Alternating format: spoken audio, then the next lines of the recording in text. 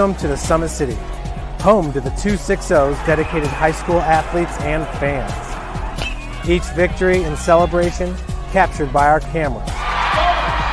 Treasure the highlights from the Summit Athletic Conference this season, or complete games live or on demand.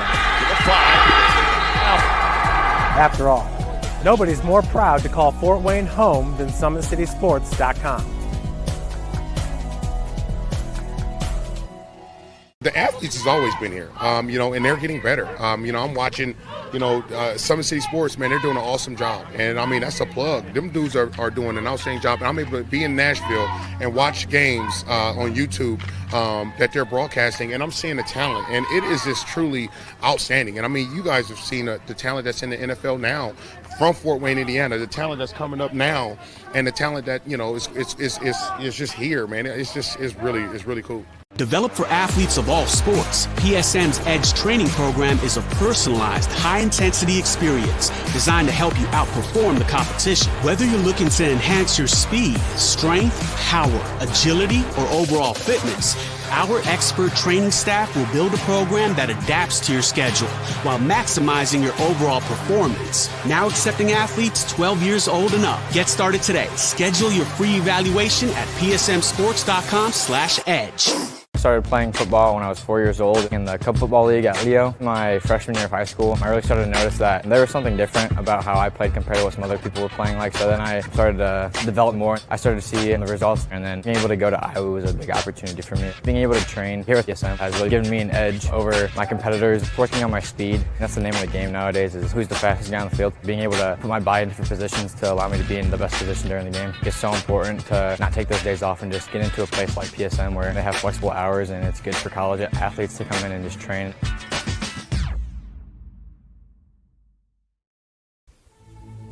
Anderson Heating and Air, locally owned and operated with over 50 years of experience. Call us today and get a free quote on a brand new furnace and AC, financed and available.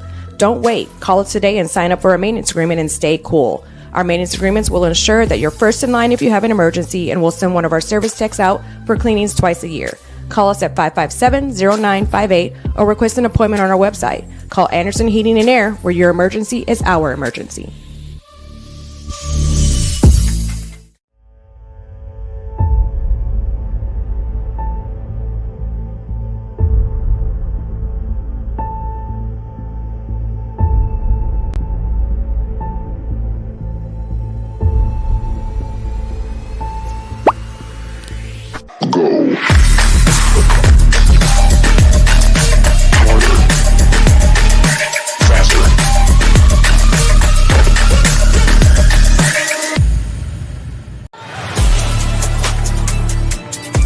Game day, the moment athletes live for, the intensity, the passion, the unforgettable plays. And while you focus on the game, Watermark Sports Photo captures the memories. From the heart-pounding action to the game-winning score, our game day photos make your athlete the star. But we don't stop at game day. With our Sportrait sessions, together we dream up poses and take your athlete's story to the next level. Serving Northeast Indiana and Northwest Ohio, from colleges to high schools and club sports, moments fade, but the memories last forever. Watermark Sports Photo, where every shot is legendary. At PSM Sports Therapy, recovery is more than getting you back to your sport. It's about building a stronger version of you. Our team of experts uses state-of-the-art technology to build personalized care plans that get you healthy and back in action safely. With no physician order needed, contact us directly to receive top-quality care exactly when you need it. Call 260-266-4007. Visit one of our Fort Wayne locations or go to psmsports.com to learn more. Let her cook, let me cook. Never gave it, I ain't never gave no. Fell out with them, we ain't never make it look. Back for everything I ever lost, I'm on the mission. We turned the whole house into a booth, we in the kitchen. Let her cook. Big low come through frying. Hey, let her cook. Okay. Too much cake out bow. Oh God. Let her cook. All this sauce I'm trying. The future is what you make it, so make it matter. At the University of St. Francis, we'll help you build a purposeful life, one based on your interests, goals, and desire to make the world a better place. Learning is personal here. You'll be known by name, supported by experts, and connected to professional opportunities. Our Catholic values will inspire you to use your education for the greater good by serving and leading others. Remember, the future is what you make it. Build a life of meaning and purpose at St. Francis. You belong here. Tired of waiting for a doctor's referral to start physical therapy? At Indiana Physical Therapy, you don't need a prescription. You have the power to choose where you go for expert care. Our experienced therapists will help you get back to doing what you love. With over 19 locations, getting the care you need has never been easier. Take the first step towards a healthier, more active lifestyle. Visit IndianaPT.com to schedule your appointment today. Indiana Physical Therapy, where people go to get better. Here, every athlete is one of one. Every day is an opportunity to improve, to become faster, stronger, healthier. That's our commitment. With elite training and expert care, we transform athletes by pushing through challenges and sharing every victory. PSM, you've got goals. We help you get there. Learn more at psmsports.com.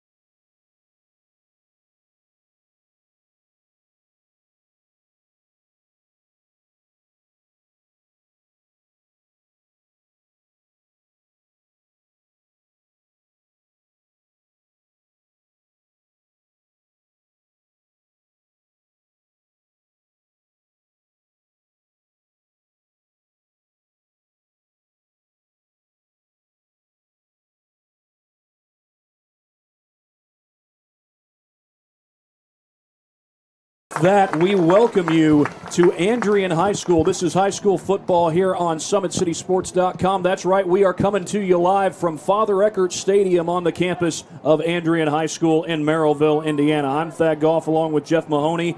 Now, both Andrean and Bishop Luers come into this game at 0-1. Andrean, you might say, had the more challenging game as far as final score and margin of victory is concerned, but Bishop Luers went on the road and played the Leo Lions, a very good team. So both these teams trying to get this ship going in the right direction. Yeah, absolutely, Thad. And when you look at Andrean last time out against Merrillville, I mean, Merrillville, that's a big 5A program. I believe they're ranked number 3 in 5A, losing that one 41-14. Very similar programs in the standpoint of, you know, you're playing against these bigger schools, and it only gets you ready for the postseason. Now with Bishop Luers, obviously they've had a lot of success in the Summit Athletic Conference the past 15 years. At times they're as good as anybody in the SAC, and that's why they do have 12 state championships under their belt, one of the most in the state. They played for number 13 last year, unfortunately came up short, but this year's Luers team looks to be very talented. Now they're also very young. Tommy Reichert makes the start at quarterback. He made the start last week against Leo as the Andrean 59ers make their way out of the tunnel. The Fighting 59ers is their official mascot, official team name, if you will, and they make their way out in front of the home crowd here at Father Eckert Stadium. Now, I reached out to head coach Kyle Lindsay leading up to this game, and he had this to say about Tommy Reichert. Quote, Tommy has a cool confidence to him for a sophomore. He's operating the offense between plays and communicating pretty well. His mistakes become fewer by the week in this regard. He's got a lot of upside with his size and arm strength, and he will undoubtedly be pushed to get better with a very talented classmate and friend competing with him every day in Knox Johnson. This sophomore position battle has been fun to watch as both kids have supported each other and find ways to get better on a daily basis. We're happy with our young quarterback's progression as a whole. Again, those are the words of head coach Kyle Lindsey talking about Tommy Reichert, and he made his first start last week as the teams are coming out for the coin toss. Jeff, you had that game against Leo. How did he look in that game? Boy, he looked really good. And when Coach Lindsey talks about that cool confidence, a couple times there's some of those bad snaps, Thad, that go to the right or left. Tommy's over there, and he's just picking it with one hand, left and right, bringing it back into his body, making it look just super fluid. He did a great job. Now, the touchdown pass to Nate Javins was a thing of beauty. Reichert's a sophomore, Javins is a sophomore. And Bishop Luers, last year's their freshman class, they were blowing out everybody. But with that pass right there, you saw some really, really good touch from the sophomore QB Reichert, and then Javins with the toe tapper on the side of the end zone and hauling it in. So it was a thing of beauty. Now, I will tell you this, Thad, and you get this with a lot of high school quarterbacks, especially young high school quarterbacks. Sometimes they like to focus on that first progression, right? Give their receivers some time to get over, maybe get over the second level so that they can have that space. And a costly interception in the third quarter there with Nate Foster picking it off was a huge play in that game. Leo proceeded to go down and score with a Paul Woods 4-yard touchdown, and that's the final right there, Thad, 14-7. Now, another sophomore who is on the field today for Bishop Luers is Brandon Gaither. He's the starting running back with Daniel Arnold behind him. Yeah. Gaither led the Knights in rushing last week with 81 yards. And you got to be impressed with this sophomore class stepping up the way things have gone, especially with some key players from Luers transferring, particularly D-Ho going off to Northrop. Gaither seems to have stepped up pretty well, at least at this point of the season. Well, yeah, you got thunder and lightning there with Brandon Gaither Jr. at the sophomore at 5'7", 170, and then TJ Epperson, the sophomore at 5'8", 175. Epperson has that straight line speed that he's a home run hit on any given play. But what I like about Brendan Gaither is he's got that low center of gravity. He's really, really strong, and he's kind of got more of like a round body. So it's going to be hard to get a hand on him and keep that hand on him. Tacklers just seem to slip right off. It looks like Bishop Luers is going to receive the opening kickoff. Couldn't quite tell who won the toss, but Bishop Luers is going to get the opening kickoff, and so they'll kick off to start the second half. Of course, SAC play comes your way next week, but Bishop Luers wants to make sure, not to say that they should look ahead to Snyder, but they definitely want to come out of this game 1-1 as opposed to 0-2 going back home to play the Panthers. Well, this is a storied program right here in Andrean. A lot of Division I guys, most notably Drake Bowen right now, the starting linebacker at Notre Dame. So this will be a huge confidence boost for a young Bishop Luers team. Yes, they won the state championship 2 years ago in 2A. Yes, they moved up to 3A and made it back and finished state runner-up. But Thad, as you mentioned, a couple guys ended up leaving the program, and it's only going to give more opportunities for these young kids to gel and develop. Jax Alvarez to kick it away for the 59ers. 12 minutes on the clock, and toe meets leather in Merrillville. And the return comes from about the 10-yard line. Returned out across the 30-yard line, and I believe that was number 12. It couldn't be number 12. I think it was Javins. Nate Javins, number 18. Looked like a 12 initially. Yeah, on the return there, I believe that was Jackson Hill, number 17, if I'm not mistaken. Oh, you might be right about that. Jackson Hill, a senior. And we will see Tommy Reichert. Again, Brandon Gaither is the starting running back for today. Reichert wears number 14. Now, Thad, I will tell you, looking at the Bishop Luers offensive line averaging 290 pounds a man, I was thinking that's got to be the biggest offensive line I've ever seen in high school. But Andrean's goes 305. Reichert will operate from the shotgun here on 1st and 10. Looks like tight man coverage on the outside, and it is Gaither who gets the handoff, looking for room off that right side, and he takes it for a short gain. Looks like he'll get about 3 on the play. Yeah, great run there by Brandon Gaither. He really does not mess around, Thad. That's the beauty of this sophomore running back. And you can see right here with that burst of speed, he has a hole, then he gets low and lowers the boom. That's about 2 yards after contact right there. 3-yard gain on the play, second down, or 4-yard gain actually, 2nd and 6, as it's marked on the scoreboard, as we're 40 seconds into play here in Merrillville. Back to the ground, Gaither lost it. Did Andrean come up with it? They say they did. I don't think so, Thad. Yeah, and we saw this a little bit last week against Leo, where the Leo defensive line was having success against Bishop Luers. That time it was Vinny Zupon, 6 foot, 215 pounds. Vinny led the team with 10 tackles last week against Merrillville. Darion Carswell is in the backfield now for Bishop Luers, as they face a 3rd and 8, loss of 2 on the last play. We'll see if Reichert goes to the air here. He looks to go to the air, and he's going to set up the screen. That's Carswell looking for room. He cuts to the inside. Carswell not going to get to that line to gain. He comes up short of the 40. Looks like he needed the 41. Yeah, and a great job there by Carswell, who really brings another dimension there with his athleticism. You saw it there with the quick cuts, the agility, cutting it up right there, upfield and back for another 2-yard gain. And Luers in minus territory. Looks like they're going to keep the offense on the field.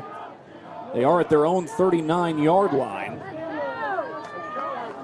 Yeah, looking at this defensive line here, you got Landon Murray, 6 foot, 245. He's your defensive end. The nose guard is Ben Novak. A handoff off the left side. Gaither did not get there. They stopped him at the 40-yard line. And it looked like in on that tackle was Christian Gavin and a host of others. Yeah, Christian Gavin wears number 7, a senior at 6 foot, 225 pounds. He had 5 tackles last week, and once again, we're just not seeing much of a push here from the Luers offensive line. One more time here on the Anderson Heating, and that's a first down right there. Yeah, I saw the marker looked to be further up. Apparently, I misread that. The ball's sitting on the 40-yard line. We're at a slight angle from where the markers are. Fake the handoff, and that will be a flag on the other side of the field. False start. Yeah, let's take another look at it here on the Anderson Heating and Air Conditioning replay. As Gaither right there getting downfield, gets popped right about the 40-yard line. And, boy, that was right at the sticks. Great job picking up the first. But now Luers is going to be backed up. They need to reach just a little beyond the 50-yard line to get the first down. Dad, I did have to pause the broadcast during that national anthem because Leanne Rhymes was playing. Yeah, it was a recording of Leanne Rhymes, presumably from back in her younger days. Handoff to Gaither looking for room, and there's Christian Gavin right to the ball carrier again. Yeah, Christian Gavin listed as a linebacker DN. I'll tell you one thing, he's got a nose for the football. In pregame, a little bit funny, I was like, wow, this person has a beautiful voice. Dad's like, yeah, it's a recording of Leanne Rhymes. So I guess that makes sense. Now, some of you younger folks might not know who Leanne Rhymes is. She's a country/pop artist from, I think, if I remember right, she was born in Texas and grew up in Mississippi, or possibly the other way around. But either way, it's 2nd down and 13 from the 37-yard line. As Tommy Reichert takes the snap, he'll throw the screen to the far side, and that's complete.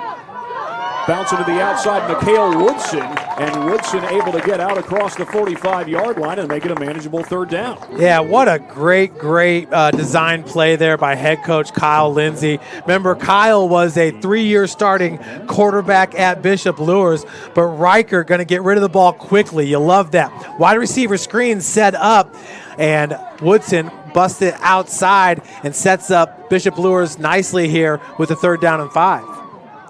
Darion Carswell comes back into the game. He's listed as a wide receiver. Daniel Arnold listed as the backup running back, and they keep Brandon Gaither in the backfield here on this 3rd and 5. Flag down at the snap. That was Arnold who was going in motion. Check that. That is number 6, Rory Kelly, who was going in motion. Yeah, Rory Kelly, boy. They love Rory Kelly over there at Bishop Luers, the sophomore at 5'11", 170 pounds. Well, once again, going back to Riker, in his first ever start, Thad, 12 of 21 for 98 yards. That's a 57% completion percentage. Average 8.2 per throw with the 1 touchdown and the 1 interception. You'd like to think he's only going to get better as his high school career goes on. Boy, think Carson Clark. Think Carson Clark. Think Noah Wazinski. I mean, the future's bright. A handoff to Gaither. He looks to cut it back, and there is no room there at all. He got swallowed up. Christian Gavin there. So, too, was Landon Murray. Yeah, that was Landon Murray getting there first. The junior at 6 feet, 245 pounds. A big man right there. Taking another look at it on the Anderson heating. Oh, we're going to have a... Got the punt set up. That's Jackson Hill back to punt it away for the Knights. They do get the first down on 4th down, but ultimately punt. Some good pressure there by the Knights. Tyler Vo waits on it. He'll just let it go. It's down by Luers inside the 20. Yeah, picking up right where he left off that a week ago. We saw some great punting, and that time Jackson Hill getting it done again. We're going to take a look here at the big hit as we're going to get ready to fire this ad for you. This is Landon Murray up the gut right there, and you're right. I mean, that was almost simultaneous with Christian Gavin. But you're seeing this strong defensive front 7. Christian Gavin seems to have a nose for the football. He's at least shared a tackle on 3 plays already. And everybody goes to the sideline. Do we have a penalty? Knights are bringing the punt team back out. Yeah, backing them up 5 yards, Thad. They wanted to make him re-kick it. I'm not sure if was a false start. I think if it was a false start, they would have blown it all dead. But this is not good at all because Vo is certainly a capable returner for Andrean. He had 2 punt returns for 11 yards last week against Murrayville, the sophomore. Tyler Vo, a 5'9" sophomore, listed as a receiver, and Luers has a guy late getting out there. That's Quentin Price. Yeah, he had 57 yards receiving and 1 touchdown last week. Waiting. Is he going to fake this? And now he takes it. He stops. What is going on here? Now he'll punt it away. That was interesting, was it not? Well, ultimately, it's going to result in better field position for Luers defense as that ball rolls down to about the 12, maybe the 11-yard line. What a smart play there. The punt return was on, and Coach Lindsay knew that because Andrean didn't like the first option as Vo wasn't able to receive the punt. So they pushed Luers back, hoping to get that return. And Kyle knew that punt return was on and that Jackson Hill would have plenty of time, therefore allowing the punt team to get downfield. So even after Luers gets backed up, they get better defensive field position. Andrean would have started their last drive from about the 14. Looks like they're going to start from the 11. Brady Elish, the starting quarterback. He'll look to throw on first down, and that's complete. That is Tyler Vo out on the far side of the field. And he gets what looks like a pretty good gain there on first down. Yeah, Elish is a nice quarterback. Last year with 1,740 yards passing, 16 touchdowns, 10 interceptions. A week ago against Maryville was tough, Thad. He had 56 yards in total with 1 touchdown, 1 interception, and a fumble. Javier McCoy is listed as the starting running back for Andrean. 2nd and 6 here. And it will be a handoff straight up the middle. And battling for extra yardage is Andrean. That might have been, that was not McCoy. That was Reyna. Ethan Reyna, the backup running back, a junior. Yeah, Reyna, a big boy here for Andrean. The junior at 6'1", 225 pounds. He had 2 carries for 11 yards last week. He had 520 yards rushing last year. Andrean was backed up deep in their own territory, but they do move the change out to the 22. And here's Reyna. This time he's met by Bishop Luers. Jackson Hill finished it, and a whole host of Knights got to him first. Yeah, most definitely. Read and react. Great job there by the Bishop Luers Knights attacking that offensive line there. That was number 24 providing the big pop. Christian Brell, a senior at 5'10", 190. Elish operating out of the shotgun here on 2nd and 10. No gain on the play. Elish will look to throw, has time, goes out in the flat, and that's complete for the first down. Down the sideline he goes. Gavin Jones, can he get there? No, he cannot.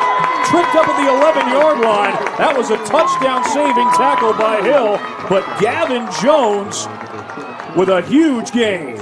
Yeah, Gavin Jones, who did not have a reception last week against Merville.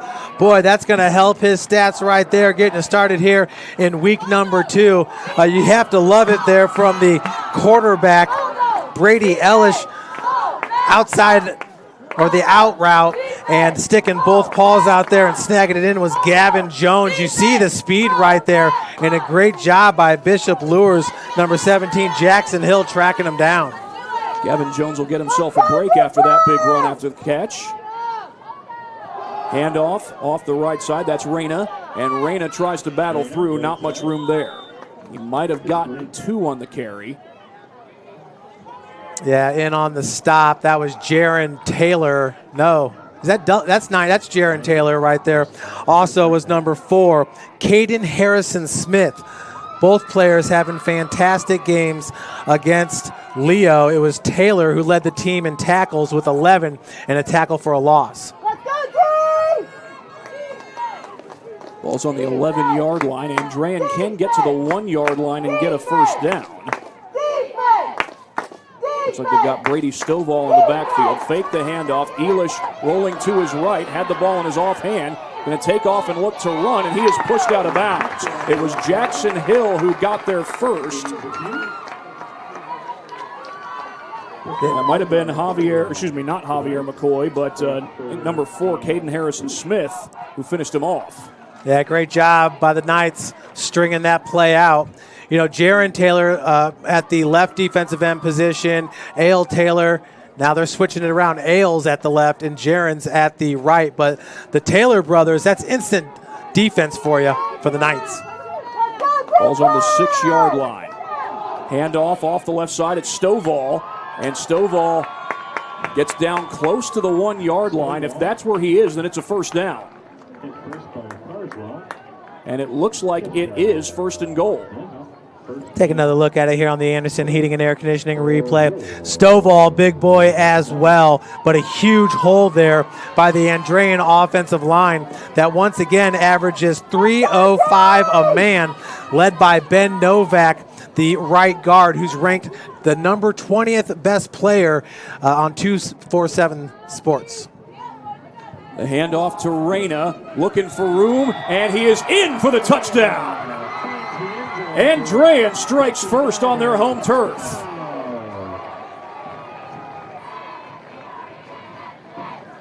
Yeah, making it look easy there on that drive, Thad. Yeah, talking about Ethan Reyna and Brady Stovall, Chris Skinner, the head coach, had some good things to say, which I'll tell you about after this extra point. That's Jax Alvarez to attempt it, and it is Brady Elish to hold for Andrean.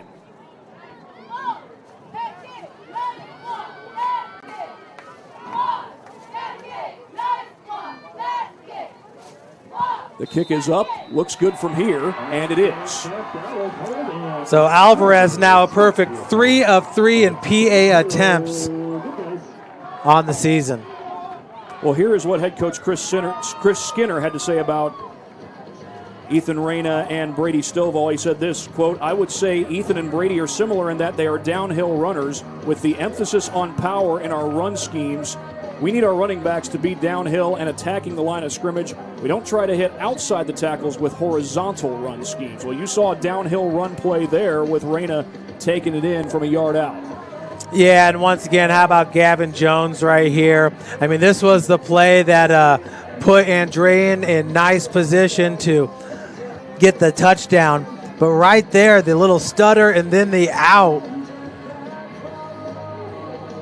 Jackson Hill there, that extra burst of speed to save the touchdown. Very impressive there by Hill, who appears to have next man speed. That just ran out there for Bishop Luers is Caden Harrison Smith. Again, Bishop Luers will open up conference play next week against the Snyder Panthers. And Snyder, they're looking to get it going in the right direction. They're not used to an 0-2 start.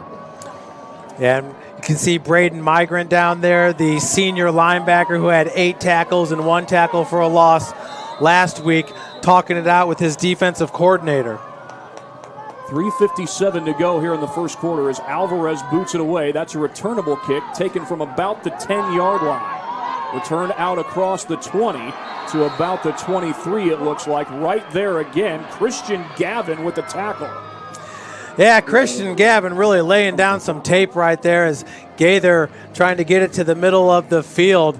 But these guys are just some ball hawkers.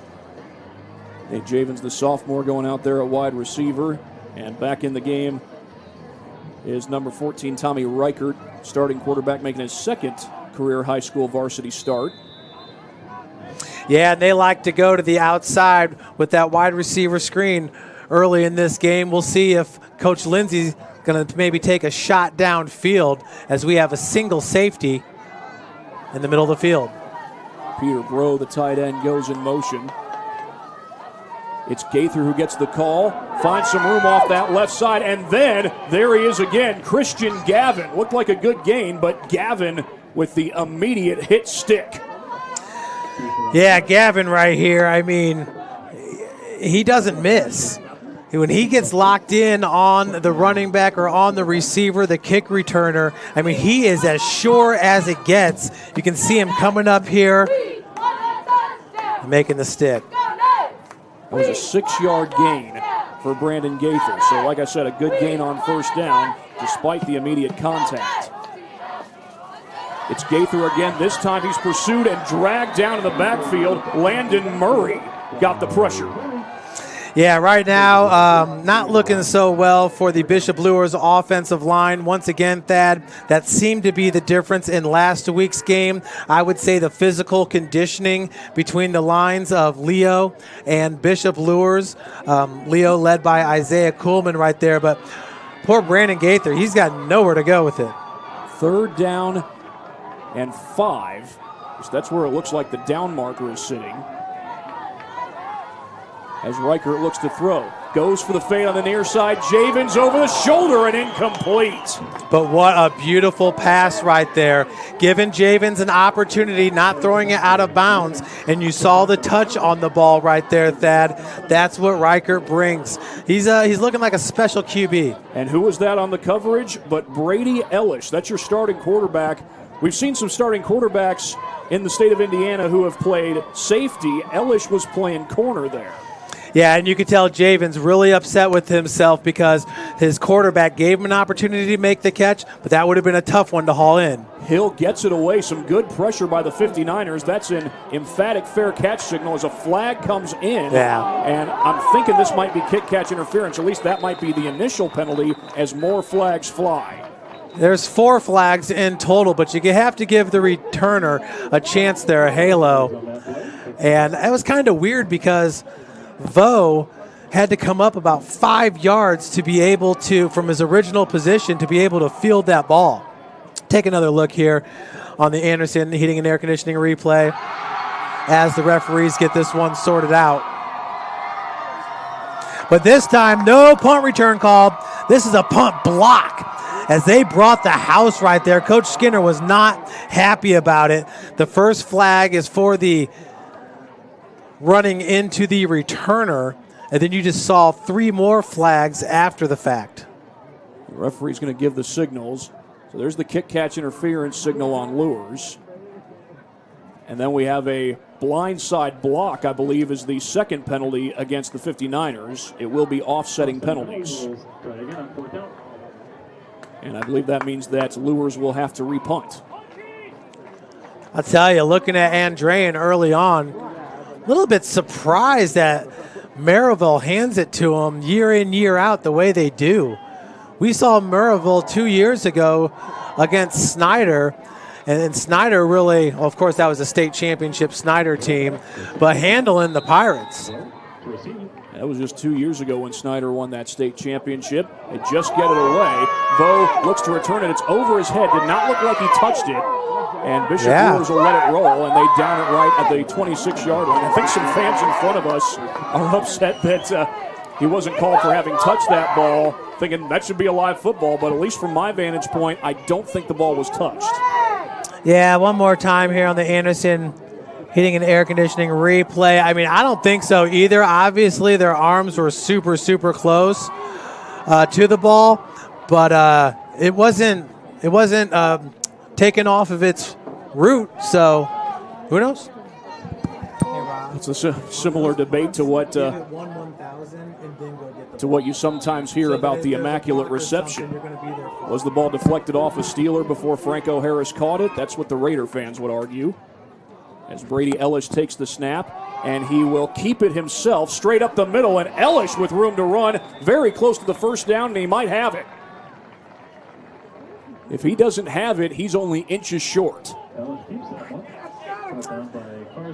Yeah, Ellis with 8 carries for 20 yards. He also had 1 punt last week for 47 yards. Very athletic quarterback is Ellis. 59ers break their huddle. Kind of look a lot like the San Francisco 49ers with their color scheme. And that was a first down on that last run by Ellis. He'll hand this one off to Ethan Reyna, and Reyna held to a short gain that time. Boy, Reyna kind of looks like Drake Bowen out there running the ball, just with his body, with his size. They call that a 4-yard gain. The ball's been spotted at the 40-yard line.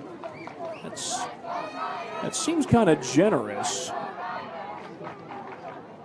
considering where that play seemed to end up, at least from my vantage point. 2nd down and 6. Make that 2nd down and 7. 59ers need to reach right about the 47-yard line for a first down as Ellis rolls to his right, throws on the run, incomplete.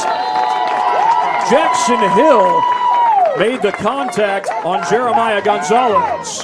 Yeah, and Jackson Hill sold out on that big hit right there, Thad.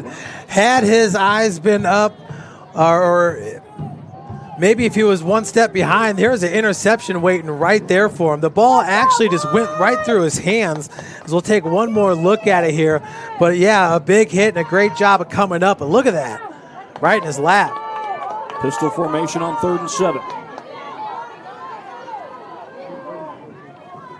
In motion goes Stetson Sullivan.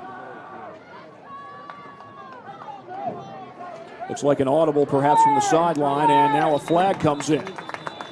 There's a whole lot of movement. Nope, we've got a timeout. A timeout taken by Andrean. Yeah, and you can see Noah Nieves, the cornerback on the bottom of your screen, working against Mark Grubbs Jr., really respecting the speed of number 17 for the 59ers. Here at Father Eckert Stadium on the campus of Andrean High School in Merrillville, Indiana. Andrean has 1 touchdown so far. Ethan Reyna ran it in on that play. And looks like we're going to get a word in from our sponsors that allow us to do these games. That includes Big Eyed Fish. They've been around the Northeast Indiana area for generations. Enjoy the best fish in Fort Wayne in a family-friendly environment at Big Eyed Fish. Tom Steel Tire has been servicing the Fort Wayne area for over 40 years. They'll help you find the perfect tire for your vehicle and other auto repair services. At Ottenweller Contracting, we invest in our customers by providing peace of mind during the entire process from bid to build. Visit OttenwellerContracting.com. Well, Andrean is back out of the huddle and ready to run their next play after they just took the timeout, their first of the game. Of course, you always start each half with 3 timeouts. That's the good thing. Ellis keeps it off the left side, and he's got room. He's got a first down and more. 1 man to beat. Ellis to the inside, tripped up. Darion Carswell saved the touchdown, but a big run by Ellis. Ellis showing off this athleticism right here. I mean, he sets this play up perfectly. You can see there's trips on the bottom of your screen and one back working against the pressure of the Bishop Luers Knights. Ellis just caught him, and that's a big gainer right there. Great job by Carswell saving the touchdown. 59ers are in the red zone. They're right about the 13-yard line. Ellis will hand this one off to Reyna. Reyna is contacted, and he'll be dropped. Got to about the 10, maybe the 9. So it's a good gain on 1st and 10. Yeah, absolutely. And a great job there by the middle linebacker, Braden Migrant, recognizing it. And once again, this is a big boy to bring down, but Migrant's pretty big himself. Look at the collision and wrestling him to the turf. Andrean does not have to run another play here. There's 4 seconds on the clock, which is a lot less than what would be on the play clock, and they're just going to take this to the second quarter. So with that, we'll be right back after this break. You're watching high school football from Andrean High School on SummitCitySports.com. Anderson Heating and Air, locally owned and operated with over 50 years of experience. Call us today and get a free quote on a brand new furnace and AC, financed and available. Don't wait. Call us today and sign up for a maintenance agreement and stay cool.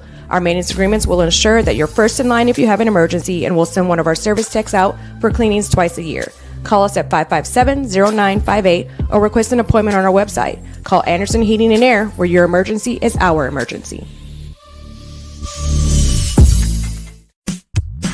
Tired of waiting for a doctor's referral to start physical therapy? At Indiana Physical Therapy, you don't need a prescription. You have the power to choose where you go for expert care. Our experienced therapists will help you get back to doing what you love. With over 19 locations, getting the care you need has never been easier. Take the first step towards a healthier, more active lifestyle. Visit IndianaPT.com to schedule your appointment today. Indiana Physical Therapy, where people go to get better. Bates team. Welcome back. It's 7-0. Andrean just got a brief mention of Jesse Bates of the Atlanta Falcons. Of course, he's a Fort Wayne area athlete, played at Snyder, but so many great players have come out of several different high schools in Fort Wayne, Indiana, including, of course, Jalen Smith from Bishop Luers, but right now, Luers is trying to prevent Andrean from going up 14-0. And now Bam Scott with the North Carolina Panthers. Exactly, and I didn't know this until recently. I remember that the Miami Dolphins had a running back named Lamar Smith. That's right. I didn't know until recently he was a Southside grad. He was a Southside grad, and Max Preps about 3 years ago named the best players for the position throughout the state, and Lamar Smith was ranked as the best running back ever to come out of this state. One thing I'll say about Lamar Smith and his time with the Dolphins, I guess he must have fit pretty well with Dave Wanstad's scheme in Miami. They made 2 playoff appearances, and he was the feature back. Handoff to Stovall, and he's dropped in the backfield. That's number 7, Ale Taylor. Yeah, it is. Ale Taylor, I'm telling you, these two brothers right here, just amazing as a pair. This time, Ale, he goes 6'4" with the long arms, beats the block of the right tackle for the tackle for a loss. 3rd and 8. Ellis under center. He'll hand off to Reyna. Reyna cuts outside, cuts back inside, and takes it inside the 5, short of the line to gain. That Ale Taylor last year, 69 tackles and 24 tackles for a loss. This time, a great job with contain. We'll take a look at it on the Anderson Heating and Air Conditioning replay right there. That was Darion Carswell who turned that play inside. 4th and 1 as it's marked, or at least as it's shown on the scoreboard, and that appears to be where the down marker is. For 59ers would need to reach the 4-yard line to move the chains. It's Reyna who gets the call. He's got the first down. Does he have the touchdown? He does. A 4th down conversion for Reyna, and he's in for 6 in the process.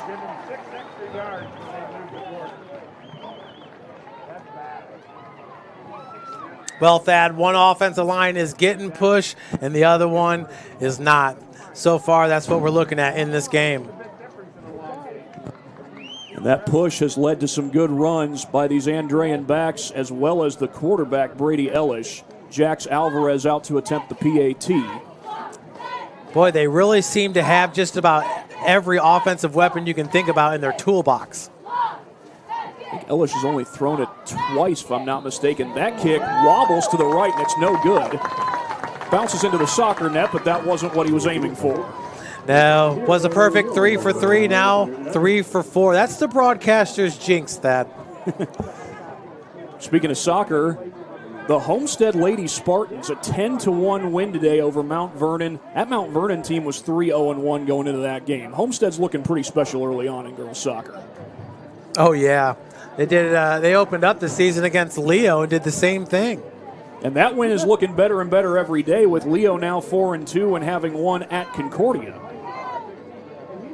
Meanwhile, these Bishop Luers Knights looking to get something going. I mean, it helps a little bit that you got the kicker to miss the PAT, but Luers has got to get some offense going.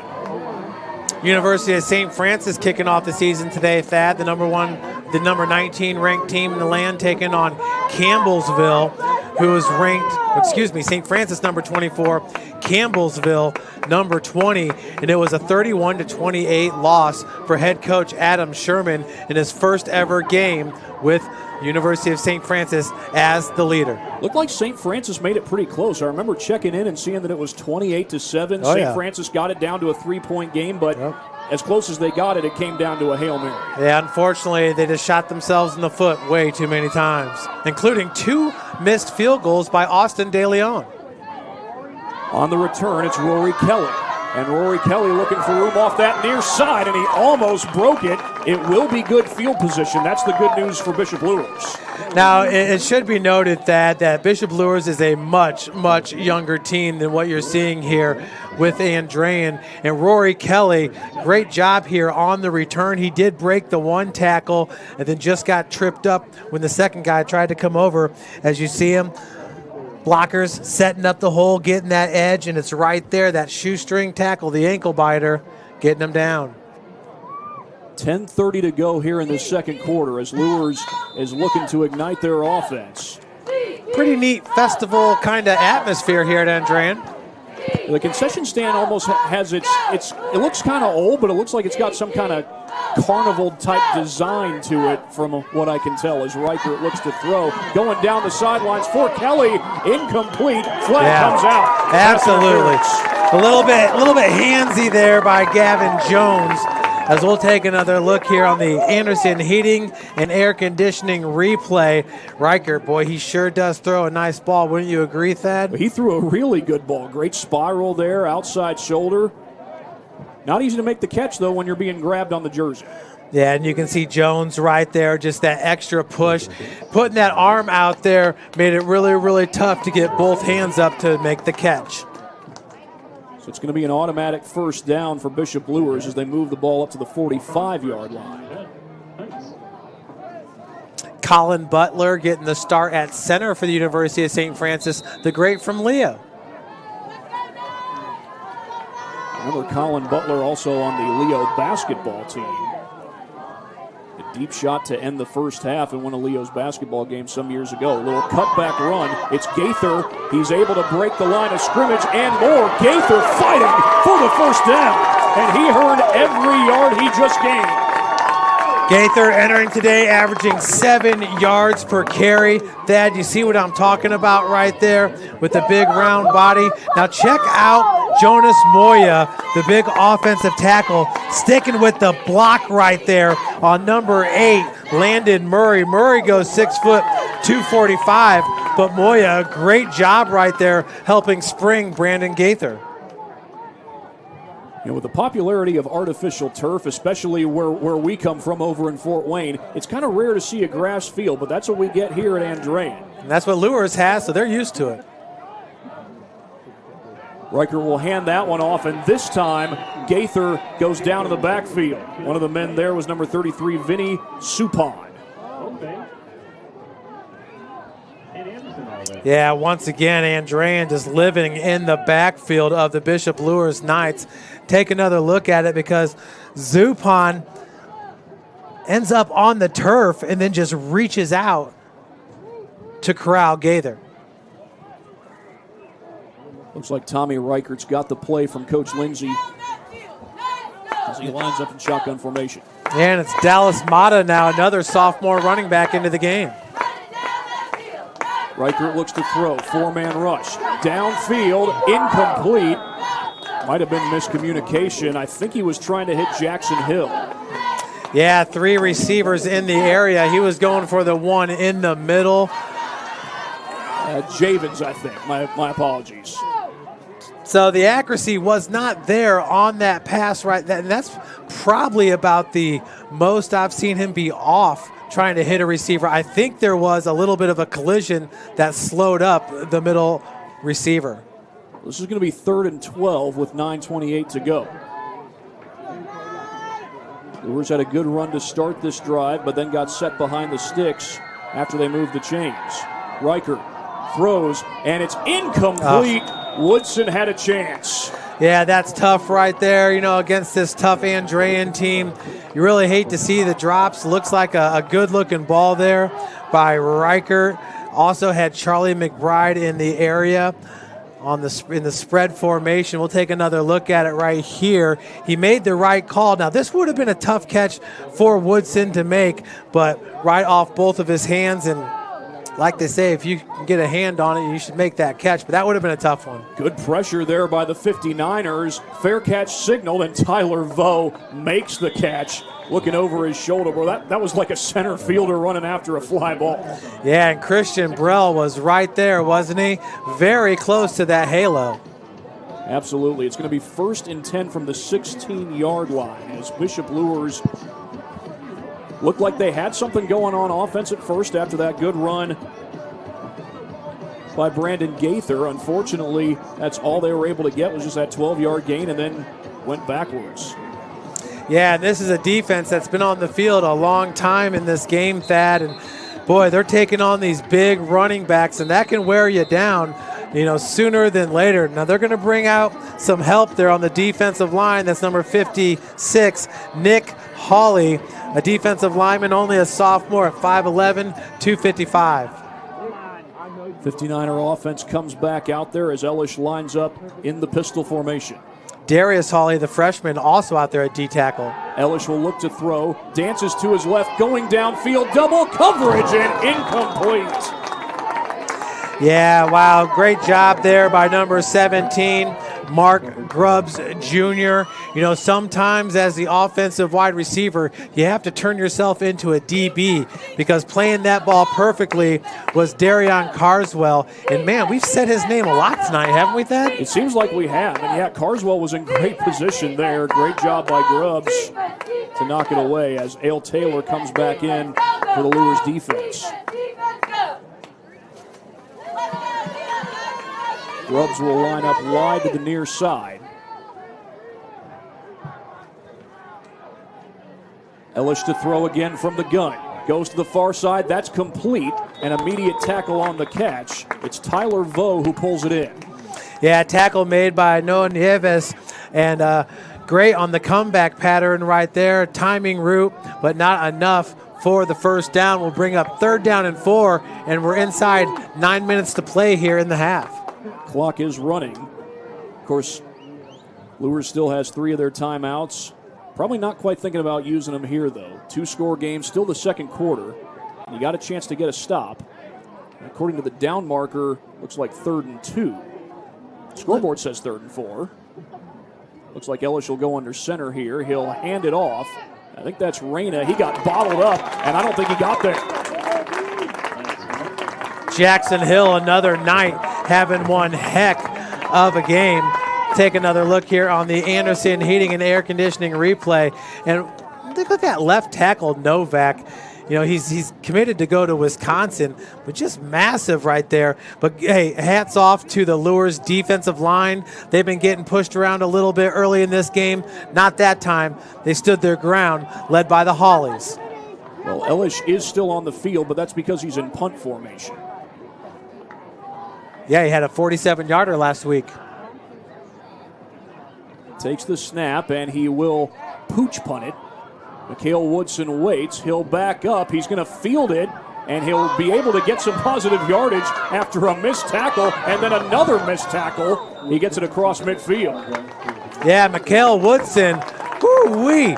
He has some confidence, doesn't he? He had a 59er right in his face, picking it up because Woodson knows that these Bishop Luers Knights need every single yard that they can get here against the 59ers. Take one more look at it. Check it out. Man, about 5 yards away from probably 4. Woodson makes him miss and picks up another 10 to 15, about 10 yards. And not only a stop, but a 3 and out for this Luers defense. As you had mentioned it, Jeff, they had been on the field for quite some time. Great field position here with 1st and 10 from the 59er 47. Little power I formation here for Bishop Luers. Reichert will go under center. It's McBride, the fullback. The handoff goes to Gaither. Gaither finds a hole. He's able to get down to the 40. It's an 8-yard gain. Make that a 7-yard gain on first down. Yeah, interesting play there as Gaither went the opposite way of his fullback. Once again, Charlie McBride, also the tight end here for the Bishop Luers Knights. When you take a look at it, there you see McBride scrape to the right, but that was a huge hole right there for Gaither, and he got the rest done with the 6-yard gain. Power eye again as McBride remains the fullback. Listed as a tight end. Where's number 88? And it's Gaither again. Gaither with a cutback. He's got the first down. Able to hold on to the football as well as he crosses the 35. Yeah, the Bishop Luers Knights have found something here against this 59er defense, and Gaither's doing the rest. He doesn't need much, Thad. He just needs a little slither of a hole. And once again, with his power and his speed and his balance, getting it done for the first down. What a thing of beauty. It looks like Reichert's just getting the play from the sidelines. Remember last year it was Darie Williams and D. Hogue for the Bishop Luers Knights. They got a completely brand new backfield.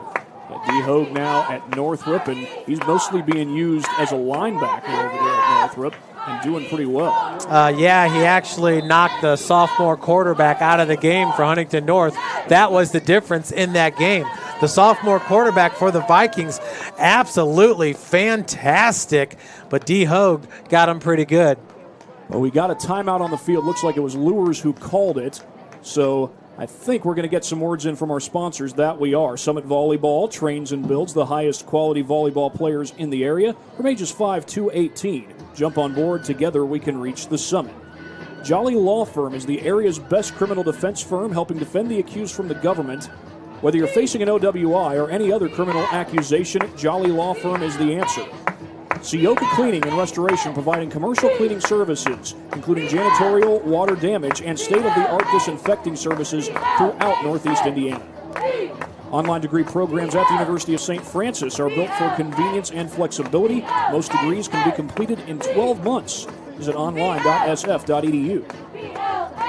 Specialists in design, build, mechanical, and refrigeration. Visit tjwindustrial.com.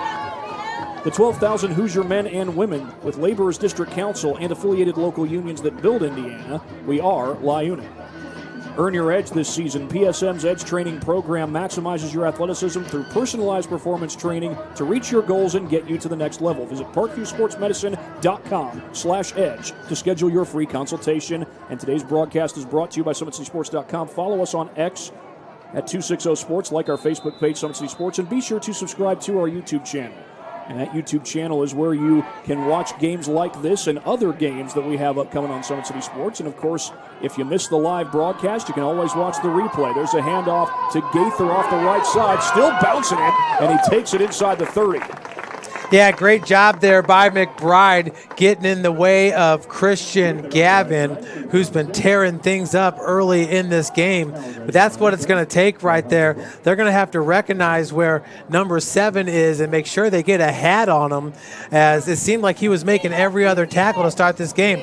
That's McBride, and that's him pushing the defender out. That's exactly what you want to do to where Gaither can cut it up.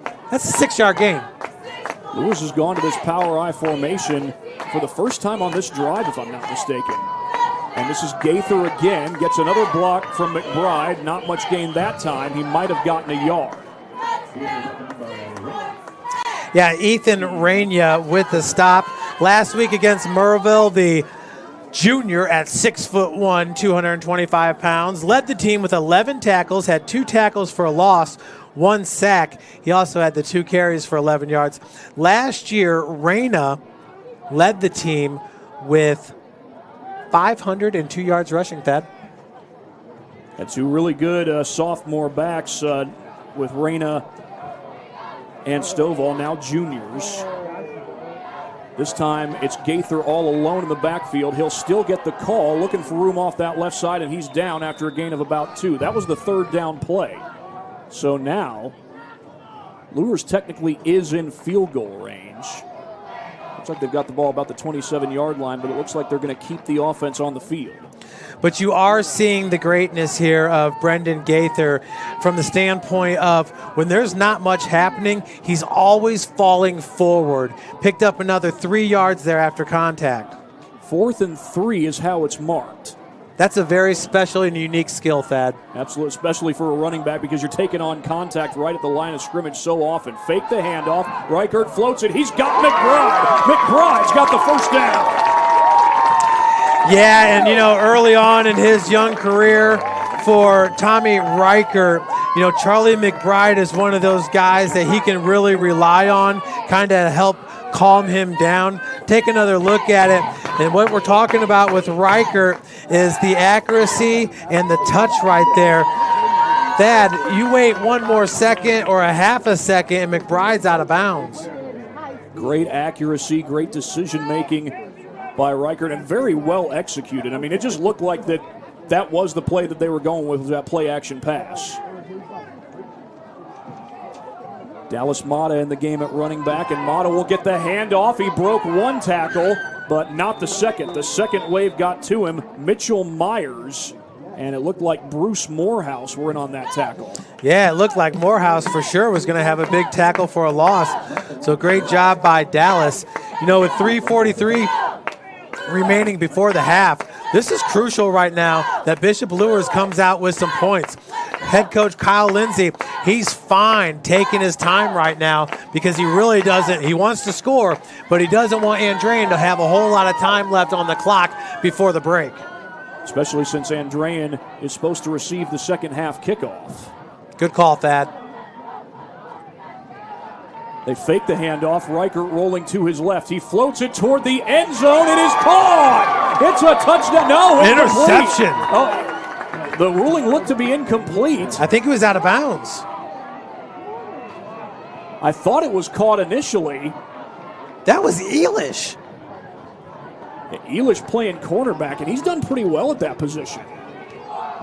Let's take another look at it here on the Anderson Heating and Air Conditioning replay. The 50-50 ball looked like Javens all the way, high pointing it.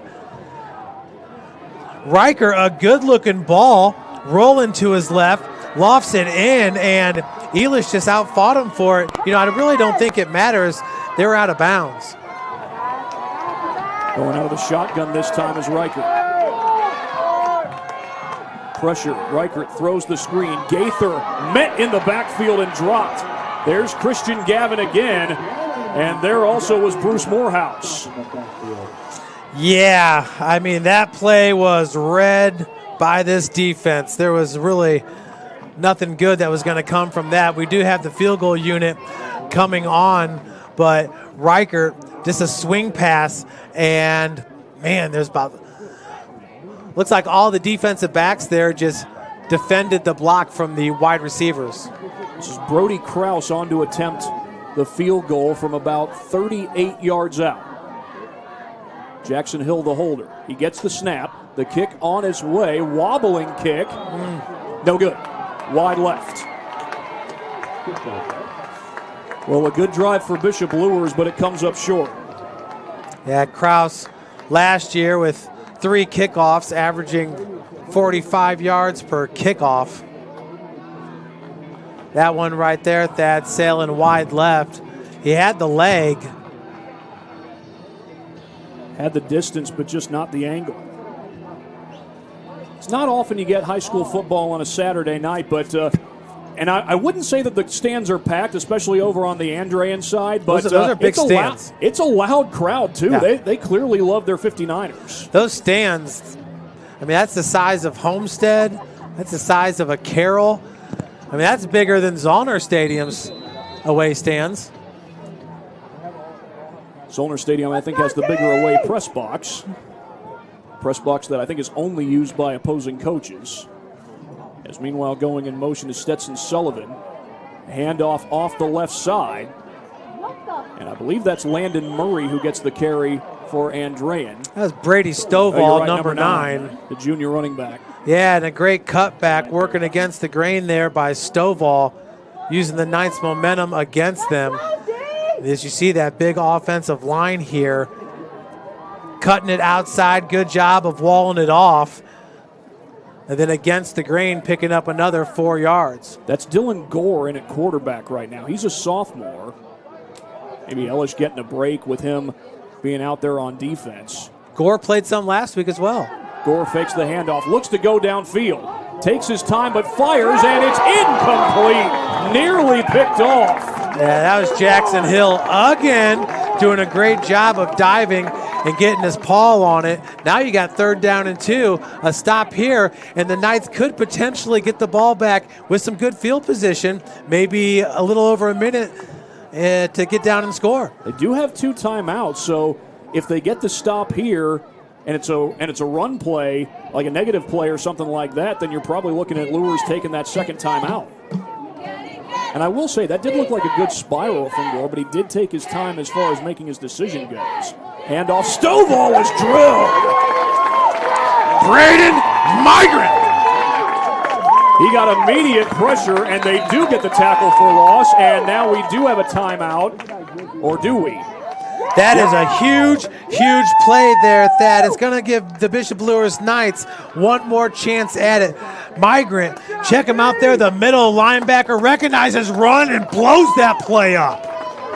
Braden Migrant with excellent penetration, and now a minute 30 on the clock. And again, not surprisingly, Kyle Lindsey takes the timeout with it being a run play, knowing that he's got to give his offense a little bit of extra time as opposed to taking the clock all the way down inside a minute. Yeah, Migrant there flexing for the cameras. Last year, Thad, 2nd on the team with 82 tackles, 12 tackles for a loss. Actually, I believe his 82, yeah. 80. It was Jaron Taylor who had a team-high 97 tackles, but Migrant, I mean, you got Ale Taylor at one DN, you got Jaron Taylor at the other, and then Migrant in the middle. I mean, that's a nice little triangle for your defense. It absolutely is. That's a great triangle of seniors that these Bishop Luers Knights have, as they're going to get the ball back with a minute 30 on the clock. That's Mikhail Woodson, who's back to return for Bishop Luers. And Brady Ellis will come back out to punt it away. Woodson, who's already got one nice punt return in this game already. Got it across midfield last time he returned a punt. Ellis stands at about his own 12, and it's another pooch punt as he tries to keep it away from Woodson. It's a short punt. It's going to take a Bishop Luers bounce, and it'll be down right at midfield. No, when you have a guy as athletic as number 4, Brady Elish, the rugby punt makes all the sense in the world, Thad, because it gives you a few options there. At any time, you can hold on to it and run if it looks like it's open. So I do like the rugby punt. I think it was created by West Virginia maybe 25 years ago.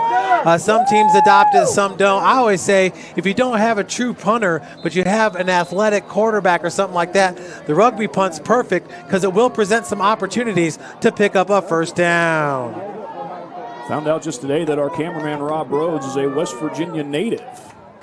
Oh. As Tommy Reichert gets ready to take the snap, he'll throw the screen, and that's complete to Carswell, but Carswell's dropped right at the line of scrimmage. Yeah, I'm not sure if he had run into his blocker. On the stop there is number 52, Jaden LaFay. There's 2 LaFays on the squad. Jaden goes 6'1", 275. And the clock is still counting, Thad, inside a minute. Yeah, Luers trying to go hurry up, trying to save that last time out as they got 52 seconds left. As Reichert looks to throw, he gets some pressure, goes to the sideline, incomplete.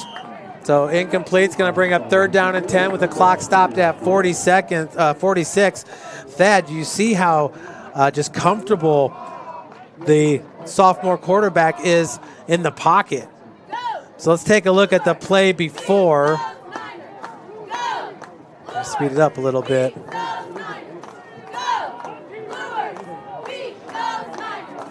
With Riker right there, you see Carswell just kind of collided with the offensive lineman as we got to get out. From the shotgun, it's 3rd and 10. Riker down the sideline. He's got Kelly over the shoulder, but incomplete. Yeah, a little bit of contact there by Elish was enough to slow down Kelly, and Riker just missing on the pass. Once again, you can see it on the bottom of your screen. Number 4 is Elish, and right there's the stutter. That was the play before. If I'm not mistaken, Andrean has 2 timeouts. So there's 41 seconds on the clock right now as Jackson Hill punts it away. And a fair catch signaled and made by Vo. 35 seconds on the clock right now. So Andrean has 2 timeouts. So they could take a knee and go into halftime with this 2-score lead, knowing that they get the ball to start the second half, or they could try and get downfield, maybe get into field goal range and work the sideline in the process. I don't know. I mean, I kind of feel like you're not really hitting any home run threats. And, you know, with Mikhail Woodson back there and Carswell, you got a really good defensive backfield unit for the Knights. I think you keep it on the ground and go into the half. Now, going back to that pass play, Rory Kelly doing a good job of getting around Elish, and then Elish kind of bodying him up right there to take him off his mark by about 3 yards. It looks like this will be a kneel down as the sprinklers have fired on. Nice. I don't know if those things are on a timer or not. Well, sometimes coaches like to do this to take away some of the other team's speed. Well, you wouldn't want the home coach doing this, not when his offense is out there just taking a knee. Yeah, looks like they're going to go run into the locker room. And I don't think anybody's going to run into the sprinklers today. I mean, yeah, you probably remember running through the sprinklers as a kid, but these athletes, they're focused on winning this football game. Yeah, they've already got the sprinklers off, and you got to remember that the tops of those sprinklers, the plastic, they really can't have the guys running plays when you got a 2-inch, 3-inch piece of plastic sticking out of the grass. Well, we're at halftime here in Merrillville, Indiana. The clock was okay, so they were signaling to wind the halftime clock. Clock was showing 15 seconds even after the knee. There wasn't supposed to be any time on the clock there. Thad, I got to tell you, it feels like a win being down 13-0 at the half for Bishop Luers. Well, the positive for Bishop Luers is their defense has been able to make plays on the last 2 or 3 possessions, and that's after Andrean got some really good drives going. Yeah, most definitely, Thad. Well, we're going to take a break and come back in a matter of moments. You're watching high school football on SummitCitySports.com. Welcome to the Summit City, home to the 260's dedicated high school athletes and fans. Each victory and celebration captured by our cameras. Treasure the highlights from the Summit Athletic Conference this season, or complete games live or on demand. After all, nobody's more proud to call Fort Wayne home than SummitCitySports.com. The athletes has always been here, and they're getting better. I'm watching, Summit City Sports, man, they're doing an awesome job. And, I mean, that's a plug. Them dudes are doing an outstanding job. And I'm able to be in Nashville and watch games on YouTube that they're broadcasting, and I'm seeing the talent. And it is just truly outstanding. And, I mean, you guys have seen the talent that's in the NFL now from Fort Wayne, Indiana, the talent that's coming up now, and the talent that, is just here, man. It's really cool. Developed for athletes of all sports, PSM's Edge training program is a personalized, high-intensity experience designed to help you outperform the competition. Whether you're looking to enhance your speed, strength, power, agility, or overall fitness, our expert training staff will build a program that adapts to your schedule while maximizing your overall performance. Now accepting athletes 12 years old and up. Get started today. Schedule your free evaluation at psmsports.com/edge.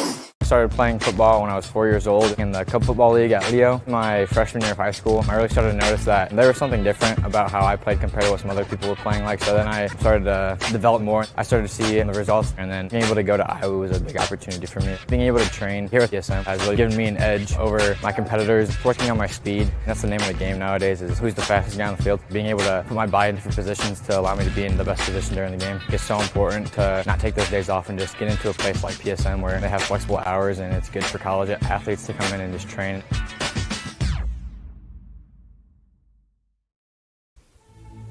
Anderson Heating and Air, locally owned and operated with over 50 years of experience. Call us today and get a free quote on a brand new furnace and AC, financed and available.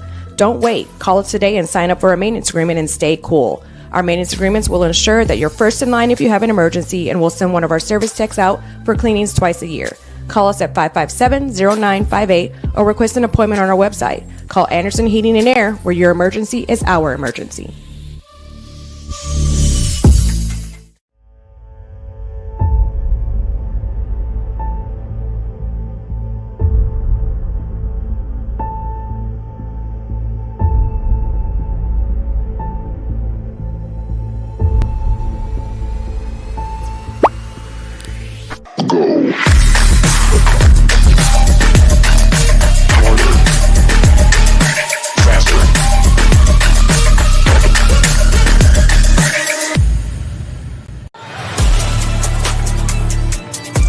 Game day, the moment athletes live for, the intensity, the passion, the unforgettable plays. And while you focus on the game, Watermark Sports Photo captures the memories. From the heart-pounding action to the game-winning score, our game day photos make your athlete the star. But we don't stop at game day.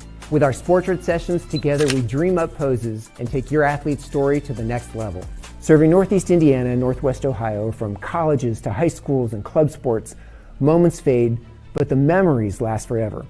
Watermark Sports Photo, where every shot is legendary. At PSM Sports Therapy, recovery is more than getting you back to your sport. It's about building a stronger version of you. Our team of experts uses state-of-the-art technology to build personalized care plans that get you healthy and back in action safely. With no physician order needed, contact us directly to receive top-quality care exactly when you need it. Call 260-266-4007. Visit one of our Fort Wayne locations or go to psmsports.com to learn more. Let her cook, let me cook. Never gave it, I ain't never gave no. Fell out with them, we ain't never make it no. Back for everything I ever lost, I'm on the mission. We turned the whole house into a booth, we in the kitchen. Let her cook. Big low come through frying. Hey, let her cook. Okay. Too much cake out bow. Oh God. Let her cook. All this sauce I'm trying. The future is what you make it, so make it matter. At the University of St. Francis, we'll help you build a purposeful life, one based on your interests, goals, and desire to make the world a better place. Learning is personal here. You'll be known by name, supported by experts, and connected to professional opportunities. Our Catholic values will inspire you to use your education for the greater good by serving and leading others. Remember, the future is what you make it. Build a life of meaning and purpose at St. Francis. You belong here. Tired of waiting for a doctor's referral to start physical therapy? At Indiana Physical Therapy, you don't need a prescription. You have the power to choose where you go for expert care. Our experienced therapists will help you get back to doing what you love. With over 19 locations, getting the care you need has never been easier. Take the first step towards a healthier, more active lifestyle. Visit IndianaPT.com to schedule your appointment today. Indiana Physical Therapy, where people go to get better. Here, every athlete is one of one. Every day is an opportunity to improve, to become faster, stronger, healthier. That's our commitment. With elite training and expert care, we transform athletes by pushing through challenges and sharing every victory.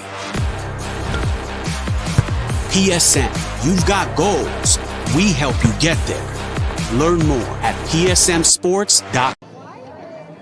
Well, back here at Andrean High School, it is Andrean leading 13-0 over Bishop Luers. Andrean with a couple of touchdown runs. I believe Ethan Reyna has both of those touchdown runs for Andrean, and they lead at 13-0. But Bishop Luers did make a nice push toward the end of the first half. They did not get any points out of it, but a couple of big stops for their defense have kept them in the ball game. Now, it's worth noting that Andrean does get the ball first to start the second half, since Bishop Luers received the opening kickoff, and now Luers will look to respond in the second half, but they're going to look to respond with their defense first as they find themselves trailing 13-0. But, Jeff, the end of that half, Bishop Luers with a couple of good defensive stands. Yeah, most definitely. Saw it with Braden Migrant, Ale Taylor.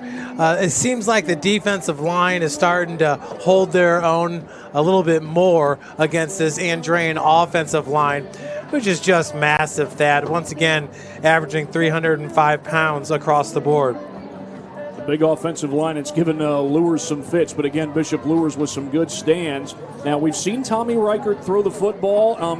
He definitely has missed some, but it looks like he's throwing a good spiral, going for the outside shoulder. It's just maybe needs to work a little bit on the timing, a little bit on the accuracy, and that's something that you sometimes get with a young quarterback. Well, they're letting the DBs play physical. And then on the last one, it was Elish there getting his hands in on the body of Rory Kelly.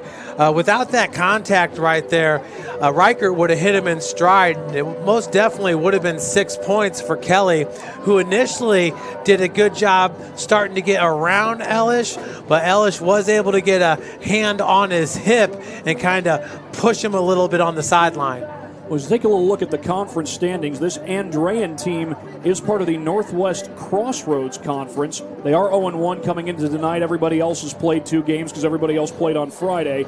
Nobody in the Northwest Crossroads Conference has played a conference game, but right now it's Hobart at the top of that conference with a 2-0 overall record. Of course, you know Bishop Luers is in the SAC. They're 0-1 with last week's loss to Leo on the road, and then next week they open up conference play against the Snyder Panthers. Snyder's 0-2, but how about the start for the Northrop Bruins, 2-0, the shellacking of New Haven last week, and then they knocked off a Huntington North team that, I don't know about you, Jeff, I thought Huntington North would be really good coming into this season, and Northrop was able to come back and beat them. Yeah, and we talked about that, with D. Hogue, that it was, 2 years ago, his sophomore year at Wayne, where Hogue was just a menace on the kickoff team. And it looked like he was going to be the hardest hitting, one of the hardest hitting defenders in the Summit Athletic Conference. And I think heading into this year, you can clearly say that Hogue probably is the hardest hitter. You think of a kid like Brett Sauter, the linebacker over at Leo, who's doing a great job. But yeah, Hogue was able to take that sophomore quarterback kind of out of the game there. I believe it was a concussion is what I heard. But, man, that sophomore quarterback is a real deal. Remember, Huntington North was leading the whole time. Lathan James was in that game. Now, James last week against Eastbrook finished 13 of 23 for 165 yards with 2 touchdowns and 2 interceptions. But he was really starting to put it together last Friday before getting knocked out of the game. That Huntington North team took a big step forward last year under then second-year head coach Mike Eschbach. Now they're 0-2, and what do they have waiting for them on Friday night? But the East Noble Knights. They got to go out to Kendallville to play that game. Boy, you do not want to go out to Kendallville to have to play a game against the Knights because they are just awesome. Yesterday, handing it to the Snyder Panthers, a 6A program. Enrollment-wise, Snyder is a 5A program.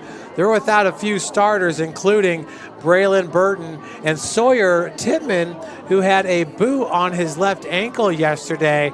But you know what? East Noble comes out the gate with Ian Ramey, and he's averaging 8 yards a carry, and they march right down and score the touchdown. Well, Ramey would eventually get hurt in that game. I believe it was a hit by Q Norton, the sophomore safety, and he kind of took a hit to the lower leg and had to be carried off the field. Well, I'll tell you what, Nyman, the sophomore running back, came in and looked fantastic. I mean, Nyman just looks like Ian Ramey did a year ago when Ramey was a sophomore. The other running back they were using in that game was the freshman Austin Phillips. Austin Phillips, who goes 6'2", 200 pounds, and already holds an offer from the University of Toledo, the Rockets. He's also set for a visit to Notre Dame for the Texas A&M Stadium. He's also going to an Ohio State game. So everybody's got their eye on Austin Phillips, the sophomore middle backer and running back for the East Noble Knights, who, this past summer won the middle school national championship for the shot put. Excellent job by those East Noble Knights. And, of course, that East Noble will have plenty of great teams on the field this year. The baseball team, I don't know how good the baseball team will be, but Ian Ramey, Lord willing, will be a key part of that baseball team when that season comes around. Sticking with the Northeast 8 Conference, the Leo Lions kept it going with their win against Angola last night, a 21-6 victory. They'll go on the road to play Norwell. Yeah, one thing I would like to add is, Ted Karras Jr., who started up the Marian University Knights program, led them to their first national championship before leaving to go take the job at Walsh University in Canton. Well, now he's back as the head coach there at Marian University, and unfortunately for them, they opened up the season in the Circle City hosting UIndy and losing it 45-21. They actually absolutely got drubbed in that game. 10 years ago, UIndy was hosting teams like Marian and St. Xavier, and Marian was beating them. And they would pull about 12,000 fans at UIndy for that game. But what's interesting about that is that coach was a head coach here at Andrean, and he had a special season in 1997 when the 59ers won their first ever semi-state championship. They've got 8 in total, the last one coming in 2022.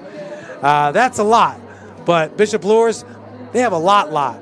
18 semi-state championships, including back-to-back semi-states in 24 and 23. And also Luers with 12 state championships in the history of their school. And now I'll go back to the Northeast 8 Conference because the Northside Legends started the season off 2-0. The record is good. They had an opening win against Northridge, a respectable program in northern Indiana. Then last night, New Haven battled with them, which I don't think a lot of folks were expecting Northside to get a battle from New Haven, and they did, but Northside's able to ultimately close it out. Worth mentioning, their starting running back, Caleb Kingley, was out for the game. Oh, wow. Lord willing, he'll be back soon, but he was not there for that game last night. I mean, Caleb last year, when he was healthy, was one of the best running backs in the state. Caleb this year, when healthy, is one of the best running backs in the state. But what do you think about Trey, the junior quarterback over at New Haven? Seemed like he was passing the ball pretty good and had a good game. Yeah, he looked very good, a lot better than he did in week 1. He was able to make some accurate throws. We saw some more down the field passing. The timing was better. He's got some weapons to get the ball to. So now that he's starting to get that timing together, you may see an improved New Haven team as the season goes on.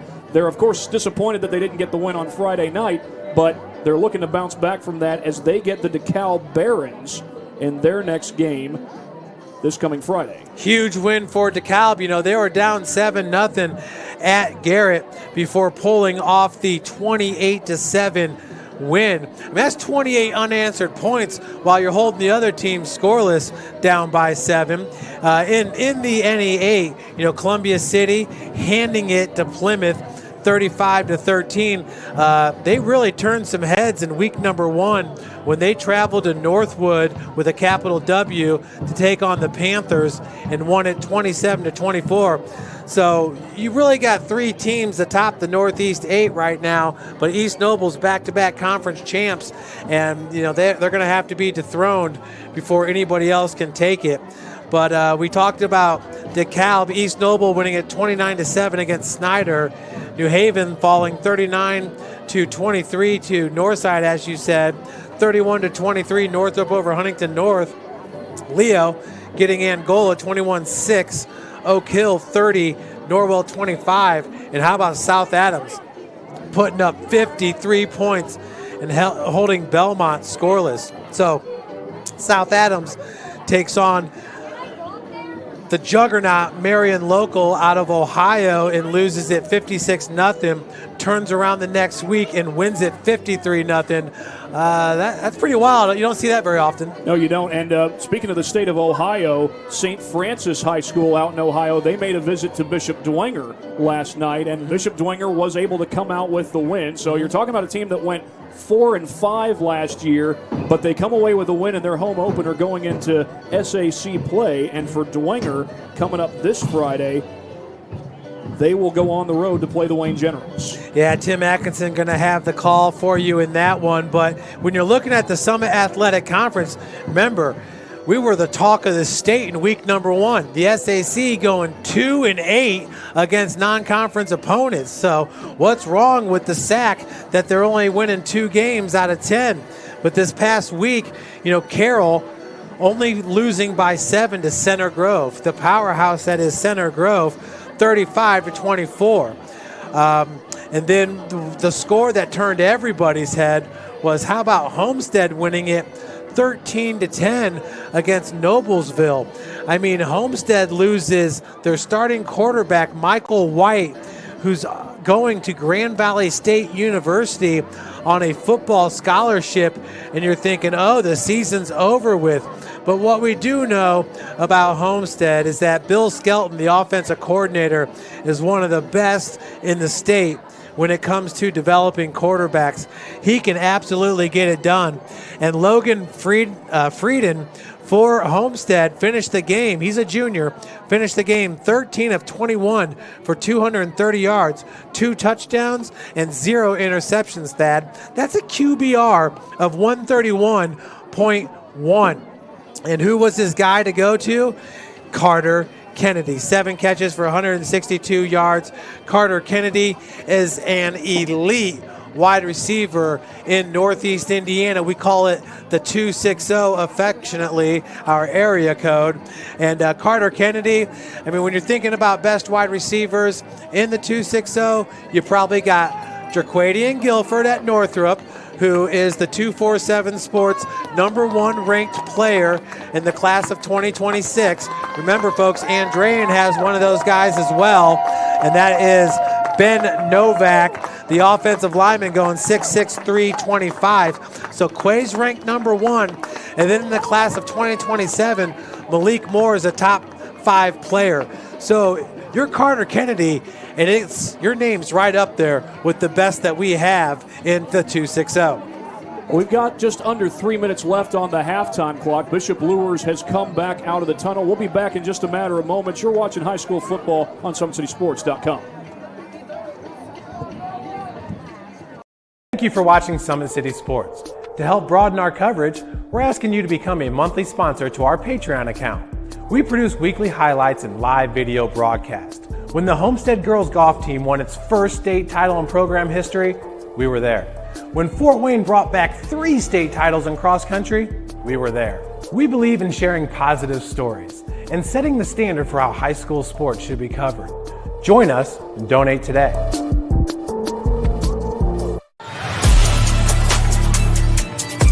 Game day, the moment athletes live for, the intensity, the passion, the unforgettable plays. And while you focus on the game, Watermark Sports Photo captures the memories. From the heart-pounding action to the game-winning score, our game day photos make your athlete the star. But we don't stop at game day. With our Sportrait sessions together, we dream up poses and take your athlete's story to the next level. Serving Northeast Indiana and Northwest Ohio, from colleges to high schools and club sports, moments fade, but the memories last forever. Watermark Sports Photo, where every shot is legendary.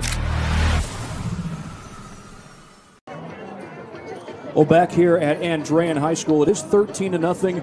The halftime clock shows 1 minute and 23 seconds, but I believe the kids will get an extra 3 minutes to warm up.